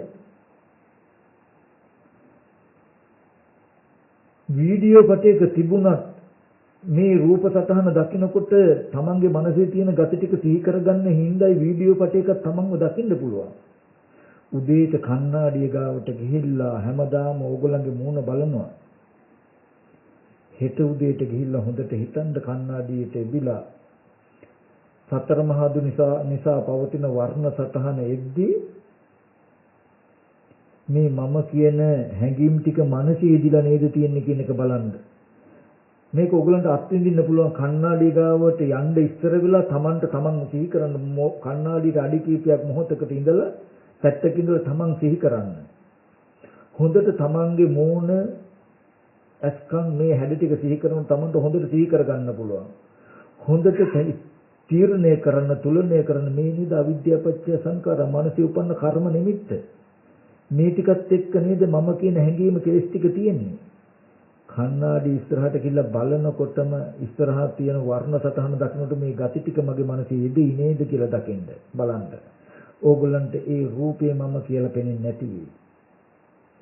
එතකොට සැබෑ ජීවිතයේ මේ හම්බ වෙන රූපෙට වෙලා තියෙනෙත් එහෙම නේද කියලා දකි. ඕගොල්ලෝ මේ ස්පර්ශ ආයතන හයේ මාව දකින්න නැති වෙයි. මගේ අම්මා මගේ තාත්තා මගේ දුව පුතා සිහිපත් කරගන්න. මේ තමයි අවිද්‍යාව ප්‍රත්‍යයෙන් උපන්න කර්ම නිමිත්ත කියලා හොඳට තීරණය කරන්න. ඇස් ඉදිරියට සතර මහා ධාතු රූපේ හම්බ වෙනකොට මේ ටිකම දැන් මනසේ ආපහු යෙදෙනව නේද කියලා දකින්න. දැක්කහම මේ ස්පර්ශ ආයතන හයේ මගේ කිසිවක් ඕගොල්ලෝ නොදකි. මගේ කිසිවක් ඕගොල්ලෝ නොදකි. දුක අවසන් කරන්න තියෙන එක වෙන දෙයක් නෑ. බුදුදහම පෙන්වන්නේ සත්‍ය අවබෝධයක්. ඇත්ත ඇති හැටි දකින්න. මේ ඒහි පස්තිකෝ කියලා කියන්නේ මෙහෙ එන්න මෙහෙ ඇවිල්ලා බලන්න කියලා ඕන කෙනෙකුට පෙන්වන්න පුළුවන් මේ ඇත්තට ආගමක් පක්ෂයක් පන්තියක් කුලයක් ભેදයක් නෑ. හැමෝම මේ අවිද්‍යාව නැමැති ඒ ධර්මතාවයෙන් හදපු සංකාර නැමැති කෝෂය තුල පැටලිලා ඉන්නේ. හැමෝම අසරණයි. බුදුරජාණන් වහන්සේ නමක් ඇරෙන්න මේ අවිද්‍යාව නැමැති කෝෂය තුල පැටලිලා ඉන්න පැටලිල්ලෙන් බේරන්න කෙනෙක් ඉන්නේ. ඒ පැටලිල්ලට තියෙන එකම දේ තමයි නිදොස් වූ ආර්ය වූ මොනවට දුක් ගෙවීම පිණිස පවතින ස්කන්ධයන්ගේ උදේවැය බැලීම. මෙතන ඉඳලා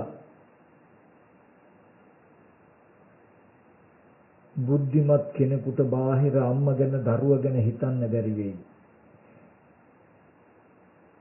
මෙතන ඉඳලා දරුවා ගැන හිතනකොට එයා දන්නවා මේ මගේ මනසේ තියෙන කර්ම නිමිත්ත. ඇස් ඉදිරි පිටට සතර මහා ධාතු රූපේ එනකොට මේ නිමිත්තම නේද නැගිටලා එන්නේ. එහෙනම් මම මගේ මනස මාවර්ජනා කරනවා කියලා පෙනේ. පැත්තක ඉඳගෙන දරුවෙක්ව සිහි කරන්න හදන තමන්ගේ මනස ගැන ලැජ්ජ හිතේ තමන්ට. සතර මහා ධාතුව තියෙන තැනක අපි නිකමට බලමු පුංචි දරුවෙක් කෝම්පිට්ටු හදනවා. එයාගේ මනසේ තියෙන්නේ කෝම්පිට්ටු රූපේ. ඒ හිතේ තියෙන නිමිත්තටයි කෝම්පිට්ටු කියලා නම් කළේ.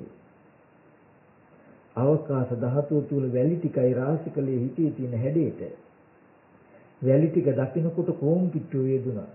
කෝම්පිට්ටු හැදුවා කෝම්පිට්ටුවක් හදනවා කියන gati ටික යෙදුණා. පුංචි දරුවා තමන්ගේ මනසේ තියෙන gati ටික දන්නේ නැති නිසා රාශි වෙච්ච වැලි ගොඩ දිහා බලාගෙන ඉන්න කෝම්පිට්ටු කියලා. බුදුහාමුදුරු දේශනා කළ ලෝකයා කාමෙන් ක්‍රීඩා කරනවා. කාමෙන් නැමැති ක්‍රීඩාවක්. සතර මහා ධාතුව තුල අම්මා හදාගෙන තාත්තා දුව පුතා අයියා අක්කා නෑදෑයෝ හදාගෙන සෙල්ලංගයක් හදාගෙන මේ තියෙන්නේ. අර කෝම්පිට්ටු කැඩුනහම වැලි ටික ඉහිරෙනකොට පොඩි ළමයා අඬන්නේ කෝම්පිට්ටුව කැඩුන එකට. මගේ කෝම්පිට්ටුව කැඩුවා කියලා යඬන්නේ. කෝම්පිට්ටුවෙන් රාශිකලේ වැලි ටික ඉහිරුනහම කෝම්පිට්ටුව කැඩුණු දුකයි විඳින්නේ. ඒ වගේ අවිද්‍යා කර්ම තණ්හා කියන කාරණා ටිකෙන් නම් ඕගොල්ලෝ සතර මහා ධාතු රාශි කරගත්තේ. රාශි කරගත්ත සතර මහා ධාතුව දිහා අවිද්‍යා කර්ම තණ්හාවෙන් අම්මා දුව පුතා කියලා බලාගෙන නම් ඉන්නේ. ඕගොල්ලන්ට මේ වැලි කුඩේ සෙල්ලම් කරන ඕගොල්ලෝ මේ විදිහට වැලි ටික ඉහිරෙන දවසට අම්මා මලා තාත්තා මලා දුව මලා කියලා කෝම්පිටි කරනවා මෑදුව දරුවා වගේ ඕගොල්ලෝ අඬනවා. අනන්ත සංසාරේ මේ ඇස් දෙක නැතිකම නිසා ආර්ය වූ ඇහැ නැති නිසා අනාත්මය අනාත්ම විදිහට දකින්න බැරි වෙච්ච නිසා උගන්වන ශාස්ත්‍රෝරේක අපිට හම්බ නොවුන නිසා අපි මෙච්චර කාලයක් දුක් විඳා. මේ කියන දේශනාව ගැන කියන හාමුදුරුවෝ ගැන මේක පෙන්වපු බුදුහාමුදුරුවෝ ගැන ඔගොල්ලෝ ශ්‍රද්ධාවක් ඇති කරගන්න ඕනේ. කෙනා මේ විදිහට පරිශ්‍රණය කරලා බලන්න. මේ කියන දේ කෙනාට නුවණින් මෙනෙහි කරලා බලන්න පුළුවන් දෙයක් මම කියන්නේ. බැලුවොත් නොබෝ දවසකින් ඔයගොල්ලෝගේ ඇස් දෙක පෑදේ. දුක අවසන් කරන්න වැඩි දවස් යන්නේ නැති වෙයි. පින්වතුනි මම අර මතක් කළේ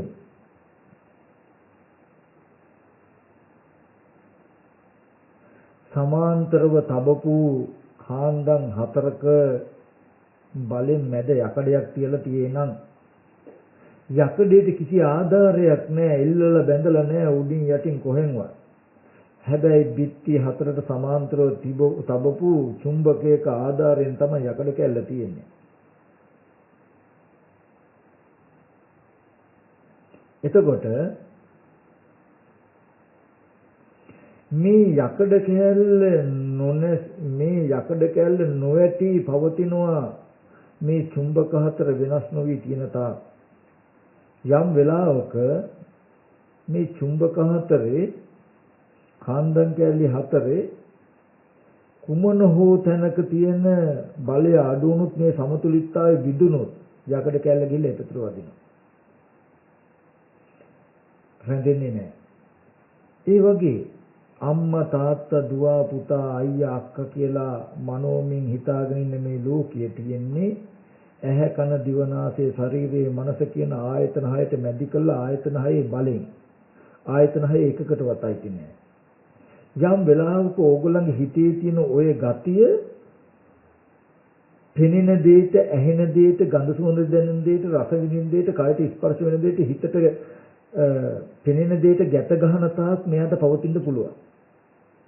අම්මා කියලා ওই සිහි කරන ගතිය අම්මගේ රූපේ අම්මගේ හඬ අම්මගේ සුවඳ අම්මගේ ස්පර්ශය අම්මා උයලා දුන්න කෑම රහ කියලා අම්මා ගැන සිහි වෙන්නේ කියලා බාහිර රූපයකට ගැට ගන්න තාක් මෙයාට පවතින්න පුළුවන්. යම් වෙලාවක මේ ටික නිසා සතර මහා ධාතු රූපේ දකින්නකොට සිහි වෙන්නේ මේ ටික නේද කියලා බැලුවොත් මෙයා ගැට ගැහුවේ නැත්තම් පෙනෙන දෙයට මෙයාට ඉන්න බෑ. සමුත්තුල්තාවේ බිඳුනොත් මේක අතහැරෙනවා. මේ ආයතන හයේ බලෙන් ආයතන හයේ එකකටවත් අයිති නැතුව ඒකයි මෙතන තියෙන අද්භූත ආශ්චර්යම සිද්ධිය තමයි ආයතන හය නිසාම පවතින. නමුත් ආයතන හයේ එකකටවත් අයිති නැහැ. ඒකයි ඕගොල්ලෝ එක එක ආයතනයේ කපලා කොටලා බලන්න ওই මම කියන හැඟීම් ටික අහුවෙයිද කියලා. එකකටවත් අහුවෙන්නේ නැහැ. එකකවත් නැහැ. ඇහැ කපලා කොටලා බලන්න, පෙනෙන රූප කපලා කොටලා බලන්න, කන, ශබ්ද, නාසය, ගන්ධ මේවා ඔක්කොම කපලා කොටලා කුඩු කරලා බලන්න. නෑ කියලා උච්ඡේදවාදයට වැටේ. තිබුණු සාස්ත්‍රවාදය නැති වුණු උච්ඡේදවාදය. නමුත් මේ සිද්ධිය අහුවෙන්නේ නැති වෙයි. එක්ක තියනවා එක්ක හැඟ වෙනවා. එච්චරයි වෙන්නේ. නෑ කියන්නේ හැඟ වුණා. නමුත් මේක විද්‍යාවක්. මේක දර්ශනයක්. මේක තීක්ෂණයි. පඬිත වේදනීයයි. තර්කයෙන් කවදාවත් දකින්න පුළුවන් දෙයක් නෙවෙයි. එතකොට මෙන්න මේ ටික දැක්කොත් යම් වෙලාවකදී ඔබේ මනසේ තියෙන ඔය ගතිය ස්පර්ශ ආයතන හයට ඔබ ගැට නොගහන නම් එදාට මේ මනසේ තියෙන ගතියට රැඳෙන්න බෑ. ආශ්‍රය ක්ෂය වෙනවා කියලා කියන්නේ ඒකයි. ඕකයි සරියුත් මහ රහතන් වහන්සේ අනේ පිළිසිටුමාට නංකලේ ගැහැවිය ඔබගේ සිතට ඇහැ ඇසුරු නොවේවා, රූපය ඇසුරු නොවේවා, චක්කු විඥානය ඇසුරු නොවේවා, ඇහැ උපාදාන වෙන්න දෙන්න එපා, රූපය උපාදාන වෙන්න දෙන්න එපා, චක්කු විඥානය උපාදාන වෙන්න එපා.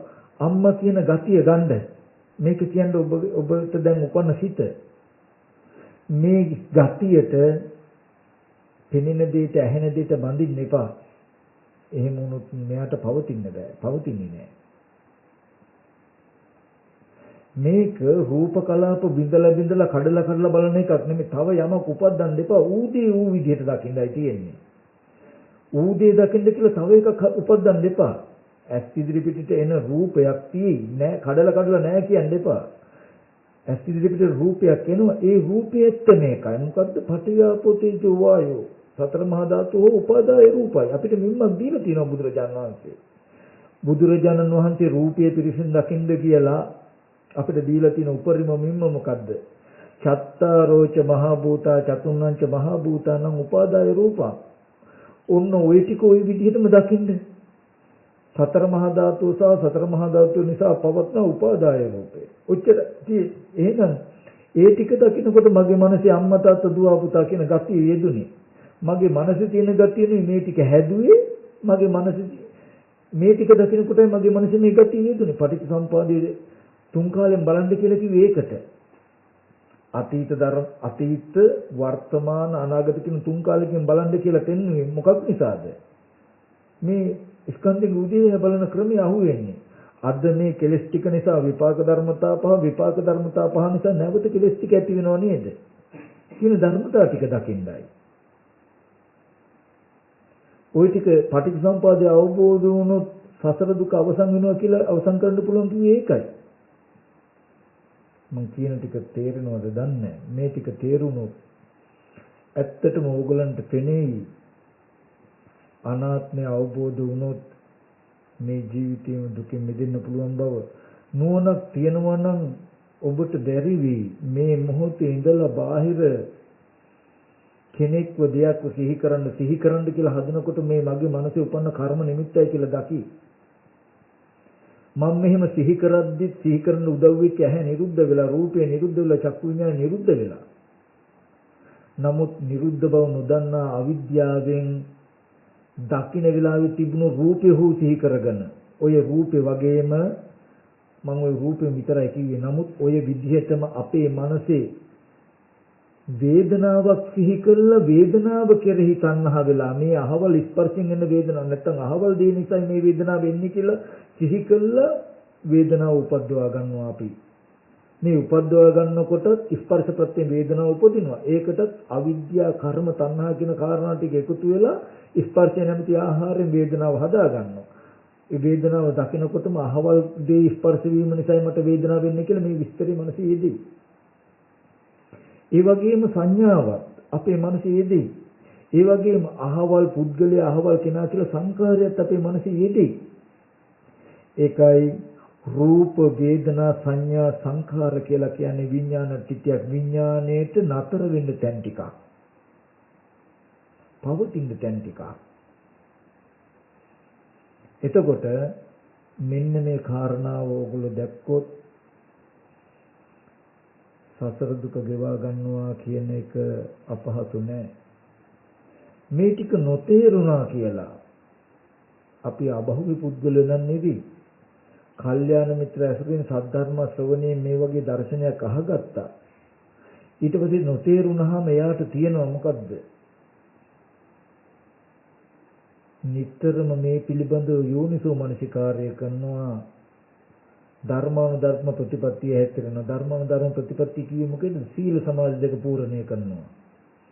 සීල සමාධි දෙක පුළුවන් තරම් සීලයක පිළිපදලා මේ ආවර්ණීය ධර්ම දුරු කරන්න සමත කමඨහන කුරු කරනවා. ඊට අමතරව මේ ධර්මයේ ටික ටික මෙනෙහි කරනවා. අනුක්‍රමයෙන් ආවර්ණීය ධර්ම දුරු වෙන්න මේ අනාත්මය අවබෝධ වෙන දවසක් තේරෙනවා. ත්‍රිලක්ෂණය පෙනෙන දවසක් එනවා.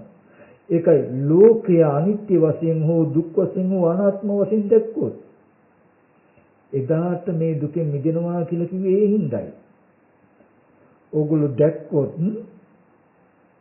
අම්මා කියලා බලපු මෙච්චර කල් බලපු තැන තියෙන රූපය අනිත්‍ය දෙයක් හෝ දුක් දෙයක් හෝ අනාත්ම වශයෙන් දැක්කොත් ඇයි මගේ මනසේ තියෙන දැන් මට සිහි කරන්න පුළුවන් අම්මා කියන ගතිය අවිද්‍යා සංකාර තණ්හා උපාදාන බව කන බොන ආහාර යුක්ත අනාත්ම රූපය ඇහැට දකිනකොට මේ ගතියයි මගේ මනසේ නැගිට්ටේ කියලා දකිනකොට ඔයගලන්ට රූපය අනාත්මයි කියලා දකිනවා.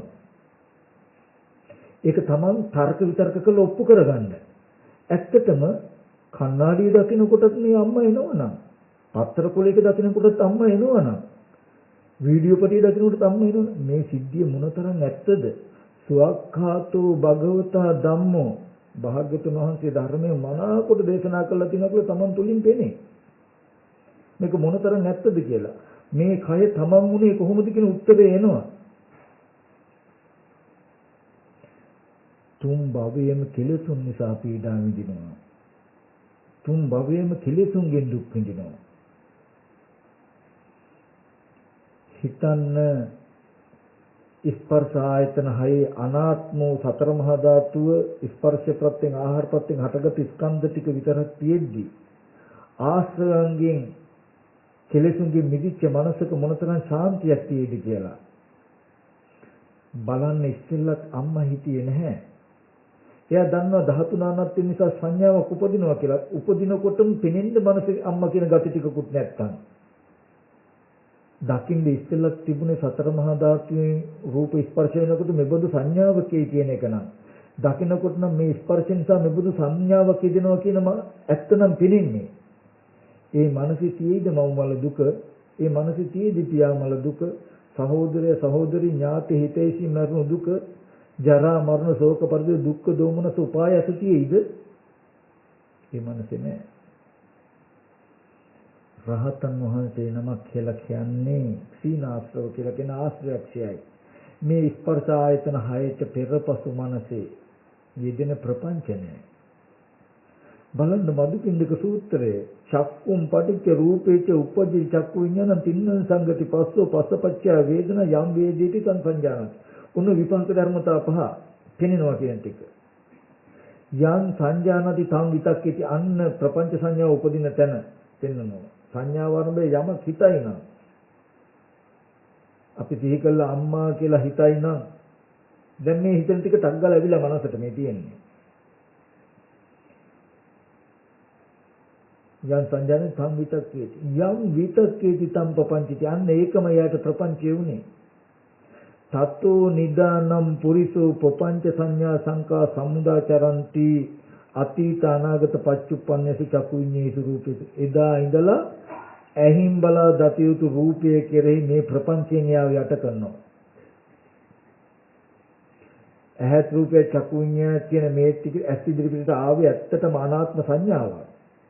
ඒක අතහැරනවත් එක්කම හිතට සිහි කළා මේ නිමිත්ත ඒ සංඥාව සිහි කරගෙන මේ මගේ අම්මා නේද කියලා හිතේ රූප සංඥාවට නැත්නම් ඒ සංඥාවට නම් කළාම කෙනෙහිට ආදරේ කියන කාරණා ටික බැඳුනහම ඇහින් මේ රූපය දකින්න ගානේ මේ ගතිය නම් නැගිටලා එන්නේ. එදා ඉඳලා මෙයා මේ ප්‍රපංචයෙන් යට වෙලා තියෙන්නේ. කවදාවත් නිෂ්ප්‍රපංච වූ ස්කන්ධ ටික දකින්නේ නැහැ. බුදුහාමුදුරුවෝ ලෝකේ පහළ වුණේ ওই ටික පෙන්වන්නේ. ඒකයි තථාගතයන් වහන්සේ ඇති කල්ලිත් නැති කල්ලිත් අනාත්මයි කියන ධර්මතාවය හැමදාම ලෝකේ පැවතුනා පවතිනවා. නමුත් ලෝකෙට ඒක වැහිලා. අම්මා කියලා සිහි කරලා අම්මා කියලා බලන මට අම්මා කියලා පෙනෙනවා මිසක පෙනෙන අවස්ථාවේ කියන ධර්මතාවය පේන්නේ. සුදු පාට බේසමකට වතුර භාජනයක් තී රතු පාට කණ්ණාඩියක් දාගෙන නම් මම බැලුවේ පෙනෙන්නෙත් මට රතු පාට කණ්ණාඩියකින් නම් මට කවදාවත් ඌ විදිහට පෙනෙන්නේ නැහැ වැහිලා. ගද්දුලබද්ද සූත්‍රයේ බුදුහාමුදුරුවෝ පෙන්වුවේ ඒකයි දන් වලින් බඳින ලද්ද බල්ලා සුනකයා යම් තැඹක බැඳලා හිටියොත් මේ සුනකයා දුවයි නම් මේ තැඹ වටා දුවනවා. ඇවිදින මේ තැඹ වටා ඇවිදිනවා. හිටගෙන ඉඳින මේ තැඹ වටා හිටගෙන ඉන්නවා. නිදාගෙන ඉන්න මේ තැඹ වටා නිදා ගන්නවා. ඉඳගෙන ඉඳින මේ තැඹ නිදාගෙන. ඒ වගේ ආස්ෘතවත් පුතඥයා ඉතින් ඇවිදිනම් පංච උපාදාන ස්කන්ධයක ඇවිදිනවා. ඉඳගෙන ඉන්නේ නම් පංච උපාදාන ස්කන්ධයක ඉඳගෙන ඉන්නවා. හිටගෙන ඉන්නේ නම් පංච උපාදාන ස්කන්ධය හිටගෙන ඉන්නවා. නිදාගෙන ඉන්නේ නම් පංච උපාදාන ස්කන්ධය නිදාගෙන ඉන්නවා. ඒ කිව්වේ උපාදාන වශයෙන් ගත් ස්කන්ධ පංචකයකයි ජීවත් වෙන්නේ. අම්මා කියන මේ නිමිත්තට තණ්හා කළා මේ හිතේ තියෙන නිමිත්තයි මම උපාදාන වශයෙන් ගත්තේ. මේ නිමිත්තෙන් මම ස්කන්ධ පංචකය දිහා බලන්නේ ස්කන්ධ පංචකය දකින්නකොට මේ නිමිත්ත නම් සිහිපත් කරගන්නේ. මගේ මනසේ තියෙන උපාදානෙට හිතයි මේ රූපේ. අර යකඩ කැල්ල පවතින හිතයි මේ කාන්දම. මේ කාන්දම නිසා නේද යකඩ කැල්ල පවතින්නේ. කාන්දම මේ යකඩේද යකඩේ කාන්දමද දෙකම නෙමෙයි. නමුත් මේ කාන්දම හිතයි සීනේ යකඩේ පවත්තන්න. ඒ වගේ මේ රූපය හිතයි මගේ උපාදානය පවත්තන්න. අන්තිමට රූපේ උදව් කරගෙන මම උපාදානයයි පවත්තලා තියෙන්නේ. අම්මා කියන gati ටික මගේ මනසේ තිබුණු ඇහැ රූප චක්කු විඤ්ඤාණය උදව් කරගෙනයි පවත්තලා තියෙන්නේ. මේ gatiyen රූපය හදනවා හදපු රූපේ මේ gatiය යෙදෙනවා. එතකොට කියනවා මම ලෝකේ උපාදාන කරගෙන ඉන්නවා කියලා. හේමෝත යක්ෂයා ඇවිල්ලා බුදුරජාණන් වහන්සේගෙන් අහනවනේ නේද? ප්‍රශ්නයක් කිස්මින් ලෝකෝ සමුප්පන්නෝ කුමක් ඇතිකලි ලෝකේ උපන්නද? ඇහැ ඇතිකලි රූපේ චක්කු විඤ්ඤාණය ඇතිකලි ලෝකේ උපන්නා. ඔබට ඇහැ රූප චක්කු විඤ්ඤාණය කන ශබ්ද සෝත විඤ්ඤාණය ඇති බවට හම්බ වෙන නම් ඒ ලෝකේ ඉපදිලා. ඒව නිරුද්ධයි කියලා ඔබට පේන්නේ නැහැ. ආයතන හය උපන් කලි ලෝකේ උපන්නා. කිස්මින් ලෝකෝ සමුප්පන්නෝ කිස්මින් ලෝකේ උපාදාය කුමක් ඇසුරු කරගෙන ලෝකයේ පවතිනවද? ඡන්න මේ උපාදාය ආයතන හය ඇසුරු කරගෙන ලෝකේ පවතින්නේ. මේ කාන්දම් කාය ටික ඇසුරු කරගෙනයි මේ යකඩේ පවතින්නේ. මේ ලෝකය කියන එක දකින්න එපා. ආයතන ටික ස්කන්ධ ටික ඇතුලේ ඇහැ ලෝකයයි රූපේ ලෝකයයි කියලා කිව්වේ. ඇහැ රූප චක්කු විඤ්ඤාණය කියන ටික තියෙනවා නම් ලෝකේ තියෙනවා. ලෝකේ තියෙන මේ ටික තියෙයි. යකඩේ මෙහෙම තියනවා කියලා කියන්නේ කාන්දම් තියනවා කියන එක. කාන්දම් මෙහෙම තිබුණොත් යකඩේ තියෙයි.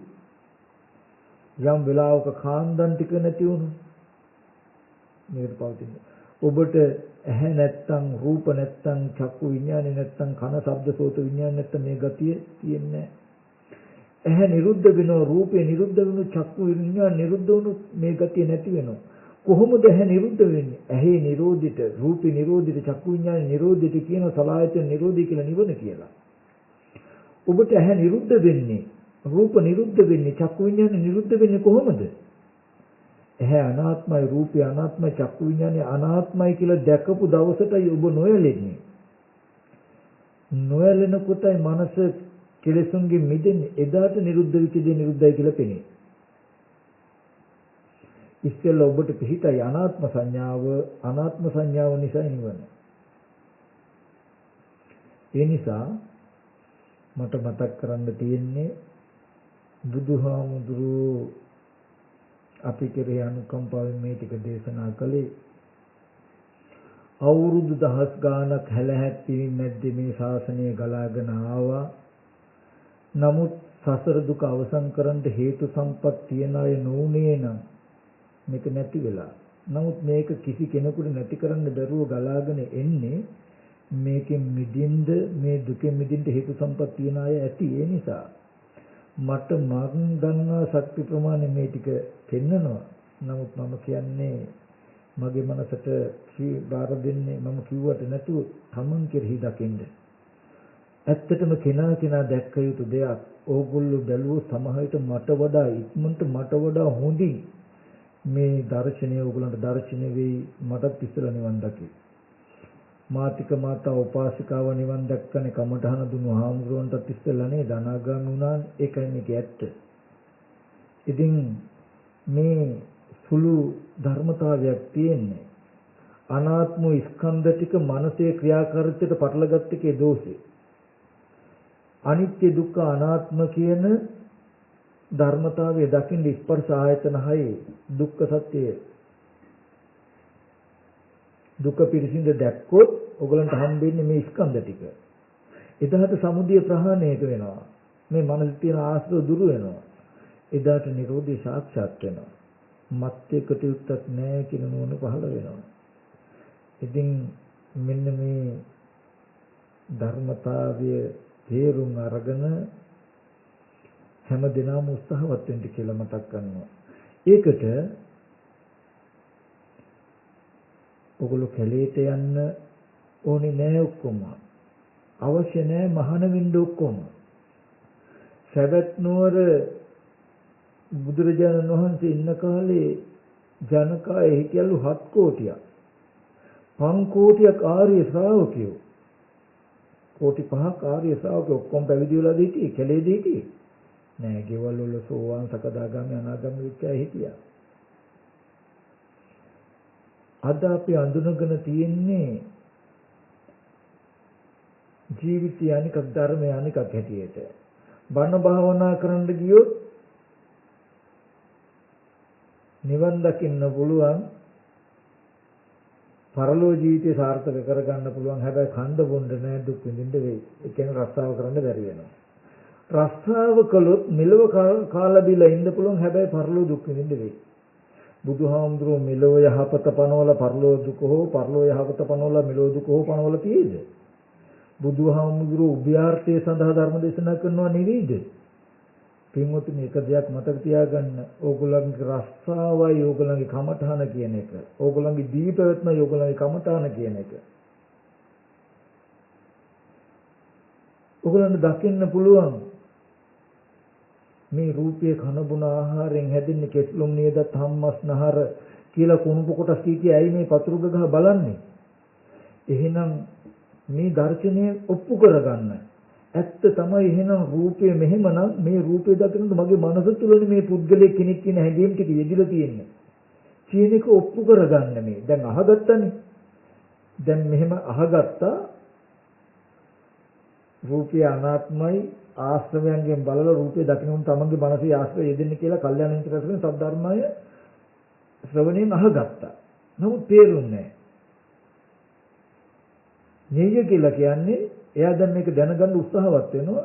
එයා හැම වෙලාවෙම මේ රූපය කන බුන ආහාර නිසා නේද හැදෙන්නේ.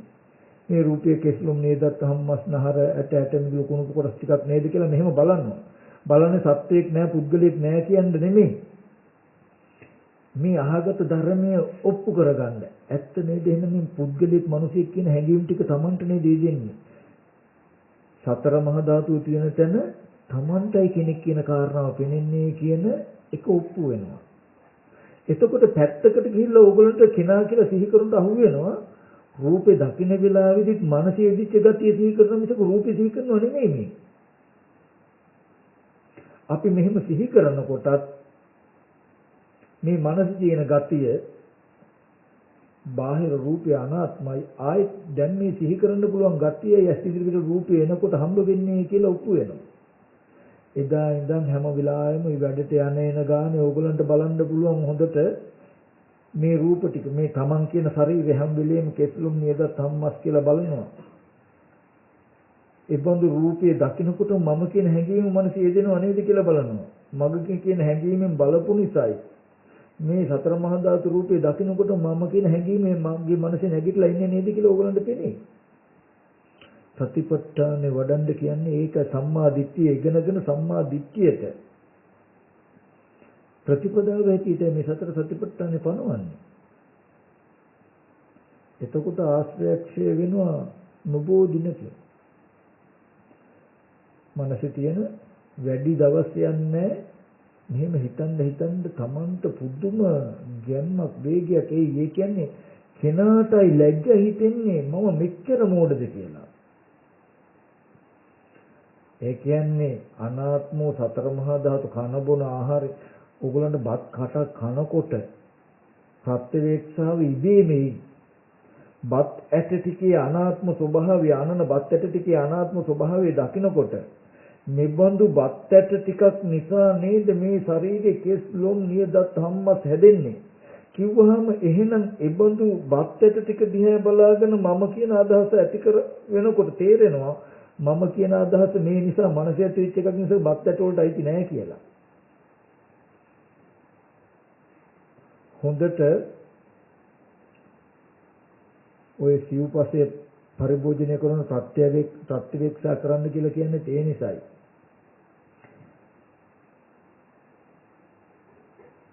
සංඝරක්කිත කියන මහරහතන් වහන්සේගේ නංගිගේ පුතා භාගිනීය සංඝරක්කිත. භාගිනීය කියන්නේ බෑන කියන එක. බෑන වූ සංඝරක්කිත. දවසක් උදේ දානේ වළඳනවා වීගෙන් අසිහියෙන්. සංඝරක්කිත මහරහතන් වහන්සේ කියනවා බලාගෙන කටපිච්චේ කියනවා. ඔච්චරයි කිව්වේ. බලනවා මෙච්චර සිසිල් වෙච්ච නිවිච්ච මේ බත් ටික වළඳනකොට ඇයි කටපිච්චේ කියලා කිව්වේ. කියනවත් එක්කම එයාට ආහාරයට සිහියාව. ආහාරය ප්‍රතිවේක්ෂා කරනකොටම සියලුම ආශ්‍රයන්ගේ මනස මිදුණා. ඔගොල්ලෝ මේ රූපී අනාත්ම ස්වභාවය ඔප්පු කරගන්න හොඳ තැනක් තියමුතුනි කන කෑම විල කන ගානේ. බෝන්චි කෑල්ලක් හපනකොට තක්කාලි කෑල්ලක් බටු කෑල්ලක් කවුපියටයක් මුං ඇටයක් අරගෙන හපලා කනකොට මේවා නිසා නේද මේ ශරීරේ රූප කලාප හැදෙන්නේ. හොඳට තේරෙයි මේ රූපය අනාත්මයි. එහෙනම් ඇත්ත නේද මේ රූපය දකිනකොට මම කියන දැනුත් මම කියලා හිතන්න පුළුවන් ගතිය මේ රූපේ දකිනකොට ආපහු හිතේ ඉදිලා නේද තියෙන්නේ. ටික දවසක් යනකොට මේ අතපය තමන්ගේම ආත්ම භාවයේ දකි තමන්ගේ නොවන විදිහට. මේ අත මෙහෙම තියෙද්දි කපලා අයින් කරුවත් මාව කැපුවා කියන එක පෙනෙන්නේ නැති වෙයි. පෙනෙන්නේ නෑ යාට. මේ රූපේ තමන් දකින්නේ තමන් රූපේලා දකින්නේ රූපේ නිසා තමන් දකින්නේ තමන් නිසා රූපේ දකින්නේ සක්කාය දිට්ඨිය නෑ. මේ ස්කන්ධ පංචකය තමන් දකින්නේ තමන් නිසා ස්කන්ධ පංචකය දකින්නේ එක දර්ශනයේට සක්කාය දිට්ඨියක් නැති අවිද්‍යාවක් නැති ආශ්‍රවත් නැති නීවරණ නැති යෝග ග්‍රන්ථ යම්තා කෙලස් තියෙයිද මම කියලා තියෙන මේ කෙලස් වල ගතිය නම් කළ තියෙන කියලා ඔක්කොම ටික නැති මේ වගේ මේ ධර්මයේ දැකලා ආශ්‍රයක්ෂය කරගෙන මේ ජීවිතයේදීම අනාශ්‍රව චේතෝ විමුක්ති ප්‍රඥා විමුක්ති හැම දිනකටම සාක්ෂාත් කරගන්නට මේ දේශනාව හේතු පාරමිතාවක් වේවා.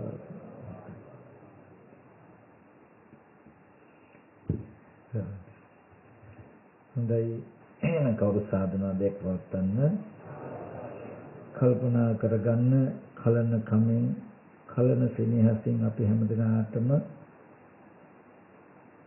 අනුග්‍රහය දක්වලා පින්වත් අපේ නිහාල් රූපසිංහ මැතිතුමාට මේ දේශනාව දේශනා කරවලා බොහෝ කුසල ධර්මයන් හැම දිනාගේම సంతානය තුල ඒක රාශි කෙරෙව්වා කරගත්තා. විශේෂයෙන්ම අපි හැම දිනම සියලු ආකාරයෙන් පහල කරගත් සියලුම කුසලයන් අපේ ගෞරවනීය අවසරයි කිරමුල කුසවම් වහන්සේ වරප්‍රමුඛ සදා පූජනීය වන්දනීය ස්වාමීන් වහන්සේලාට මේ පින් අනුමෝදන් කරන අනුමෝදන් වෙත්වා. පින්වත් ස්වාමීන් වහන්සේලාට නිදුක් නිරෝගී සුවපත් භාවයේ චිරජීවනයේ වෙත්වා. තම තමන් වහන්සේලා ප්‍රාර්ථනීය බෝධිකින් උතුම් නිවනින් සැනසෙන්නට මේ කුසල ධර්මයන් පින්වත් ස්වාමීන් වහන්සේලාට පාරමිතාවක් වේවා කියලා අනුමෝදන් කරමු අපි. ඒ වගේම අද දවසේදී සිදු කරගත් මේ සීල කුසලයන් ලෝක්‍ය සම්බුද්ධ ශාසනයත් මේ පින්වතුන්වත් මේ පින්වතුන් ජීවවල දරව රැකී ආරක්ෂා දිස්ත්‍රාන්ත අධිග්‍රහිත වූ ශාසන මාමුක ඉෂ්ඨකාරක සියලු දෙවියෝ මේ පින් අනුමෝදන් වෙත්වා. දෙවියන්ගේ දියසුර වඩා වර්ධනය කරගනිමින් දිව්‍ය උපතන බෝධිකින් උතුම් නිවන සැනසෙත්වා. දෙවියන්ගේ ආරක්ෂාවද මේ පින්වතුන් කෙරෙහි ලබා දෙත්වා කියන සිතට අපි දෙවියන්ට පින් අනුමෝදන් කරමු. ආකාසත්තා ච බුම්මත්තා දේවා නාග මහිත්‍තිකා පුඤ්ඤන්තං අනුමෝදිත චිරන් රක්ඛන්තු බුද්ධ ශාසනං. ආකාසත්තා ච බුම්මත්තා දේවා නාග මහිත්‍තිකා පුඤ්ඤන්තං අනුමෝදිත්වා චිරන් රක්ඛන්තු බුද්ධ ශාවකං. ආකාසත්තා ච බුම්මත්තා දේවා නාග මහිත්‍තිකා පුඤ්ඤන්තං අනුමෝදිත්වා භෝදයන්තු සිවං පදං. ඒ වගේම අද දවසේදී අපි සිද්ධ කරගත්තා මේ සියලුම කුසල ධර්මයන් මේ වගේ සත්පුරුෂ ඇත්තෙක් මේ ලෝකෙට බිහි කරන්නට උපකාරී වෙච්ච ඒ අපේ නිහාර රූපසිංහ මහත්මයාගේ මිය පරලෝකීය පියාණන් ඇතුළු වර්ග පරම්පරාගත සියලුම ඥාතීන් මේ මොහොත සිහිපත් කරනවා. ඒ වගේම මේ මැතිණිය සුධර්මා මැතිණියගේ වර්ග පරම්පරාගත මිය පරලෝකීය ඥාතීන් කිලු දෙනා සිහිපත් කරනවා. ඒ පවුලේ නමින් නැති මිය පරලෝකීය වූ සියලු ඥාතීන් වගේම මීට සහ සම්බන්ධ වෙච්ච පින්වත් ස්වාමීන් වහන්සේලාගේ මේ පින්වත්තුන්ගේ නමින් නැති කලුගේ කලව යම්තාක් ඥාතීන් සිටින මේ සියලු දෙනා මේ පින් අනුමෝදන් වෙත්වා. දුකක සිටින දුකින් අත මිදී සපවත් භාවයටපත් වීම උතුම් නිවන සැනසෙත්වා කියන අදහසින් ඥාතීන්ට පින් අනුමෝදන් කරමු. ඉදම්මේ ඥාතීනං හෝතු සුඛිතා හොන්තු ඥාතයෝ. ඉදම්මේ ඥාතීනං හෝතු සුඛිතා හොන්තු ඥාතයෝ. ඉදම්මේ ඥාතීනං හෝතු සුඛිතා හොන්තු ඥාතයෝ. ඒ වගේම මේ කුසල ධර්මයේ බලයෙන් අද 57 වෙනි ජන්මදිනය සපුරන අපේ නියාල් රූපසිංහ මැතිතුමාට මේ තුන්රුවන්ගේ ආශිර්වාදයෙන් මේ ධර්මයන්ගේ ධර්ම බලයෙන් නිදුක් නිරෝගී සුවපත් භාවී චිරජීවනයේ ඇති වේවා. තවදුරටත් ලෝකෙට සම්බුද්ධ ශාසනයට සේවයක් කරන්නට ශක්තිය ධෛර්යය ඇති වේවා. එතුමාට දිගාසිරි අත් වේවා කියලා කවුරුත් ආශිර්වාදාත්මක සාදුකාරයක් පවත්වන්න. ඒ වගේම එතුමාටත් පවුලේ සියලු දෙනාටත් මෙතන සහ සම්බන්ධ වෙච්ච මේ සියලුම දෙනාට පින් අනුමෝදන් වූ දෙවියන්ගේ දේව ආශිර්වාදයෙන් තුන්වන් සතු අනන්ත ගුණ බලයෙන් මේ පුණ්‍ය ශක්තියගේ බලයෙන් මේ සෑම දිනාගේම මෙලොව ජීවිතවලට ඇතිවන්නා වූ ලෙඩ දුක් කරදර බාධක අපලෝපත්‍ර දුරු වේවා. කරණිකින යහපත් අදහස්වල සමුද්ද වේවා. බුදුපසේ බුදුමහරහතන් වහන්සේලා නිවි සැනසීමෙන් වැඩවදාලා වූ උතුම් අජරාමර නිර්වාණ සම්පත්තිය ආදාදම සාක්ෂාත් කර ගැනීම සඳහා මේ සෑම දිනකටම මේ කුසල ධර්මයන් හේතු පාරමිතාවක් වේවා. සුපත්ති වේතුන් සරණයි. ඕම් වන්දනා කරගන්න. අභිවාදන සීලස නිච්ඡං වද්දා පචා චත්තාරෝ ධම්මා වද්දන්ති ආයුවන්නෝ සම්බලං ආයුරාෝග්‍ය සම්පatti සග්ග සම්පatti අතෝ නිබ්බාන සම්පatti මිනාතේ සමිච්ඡතු.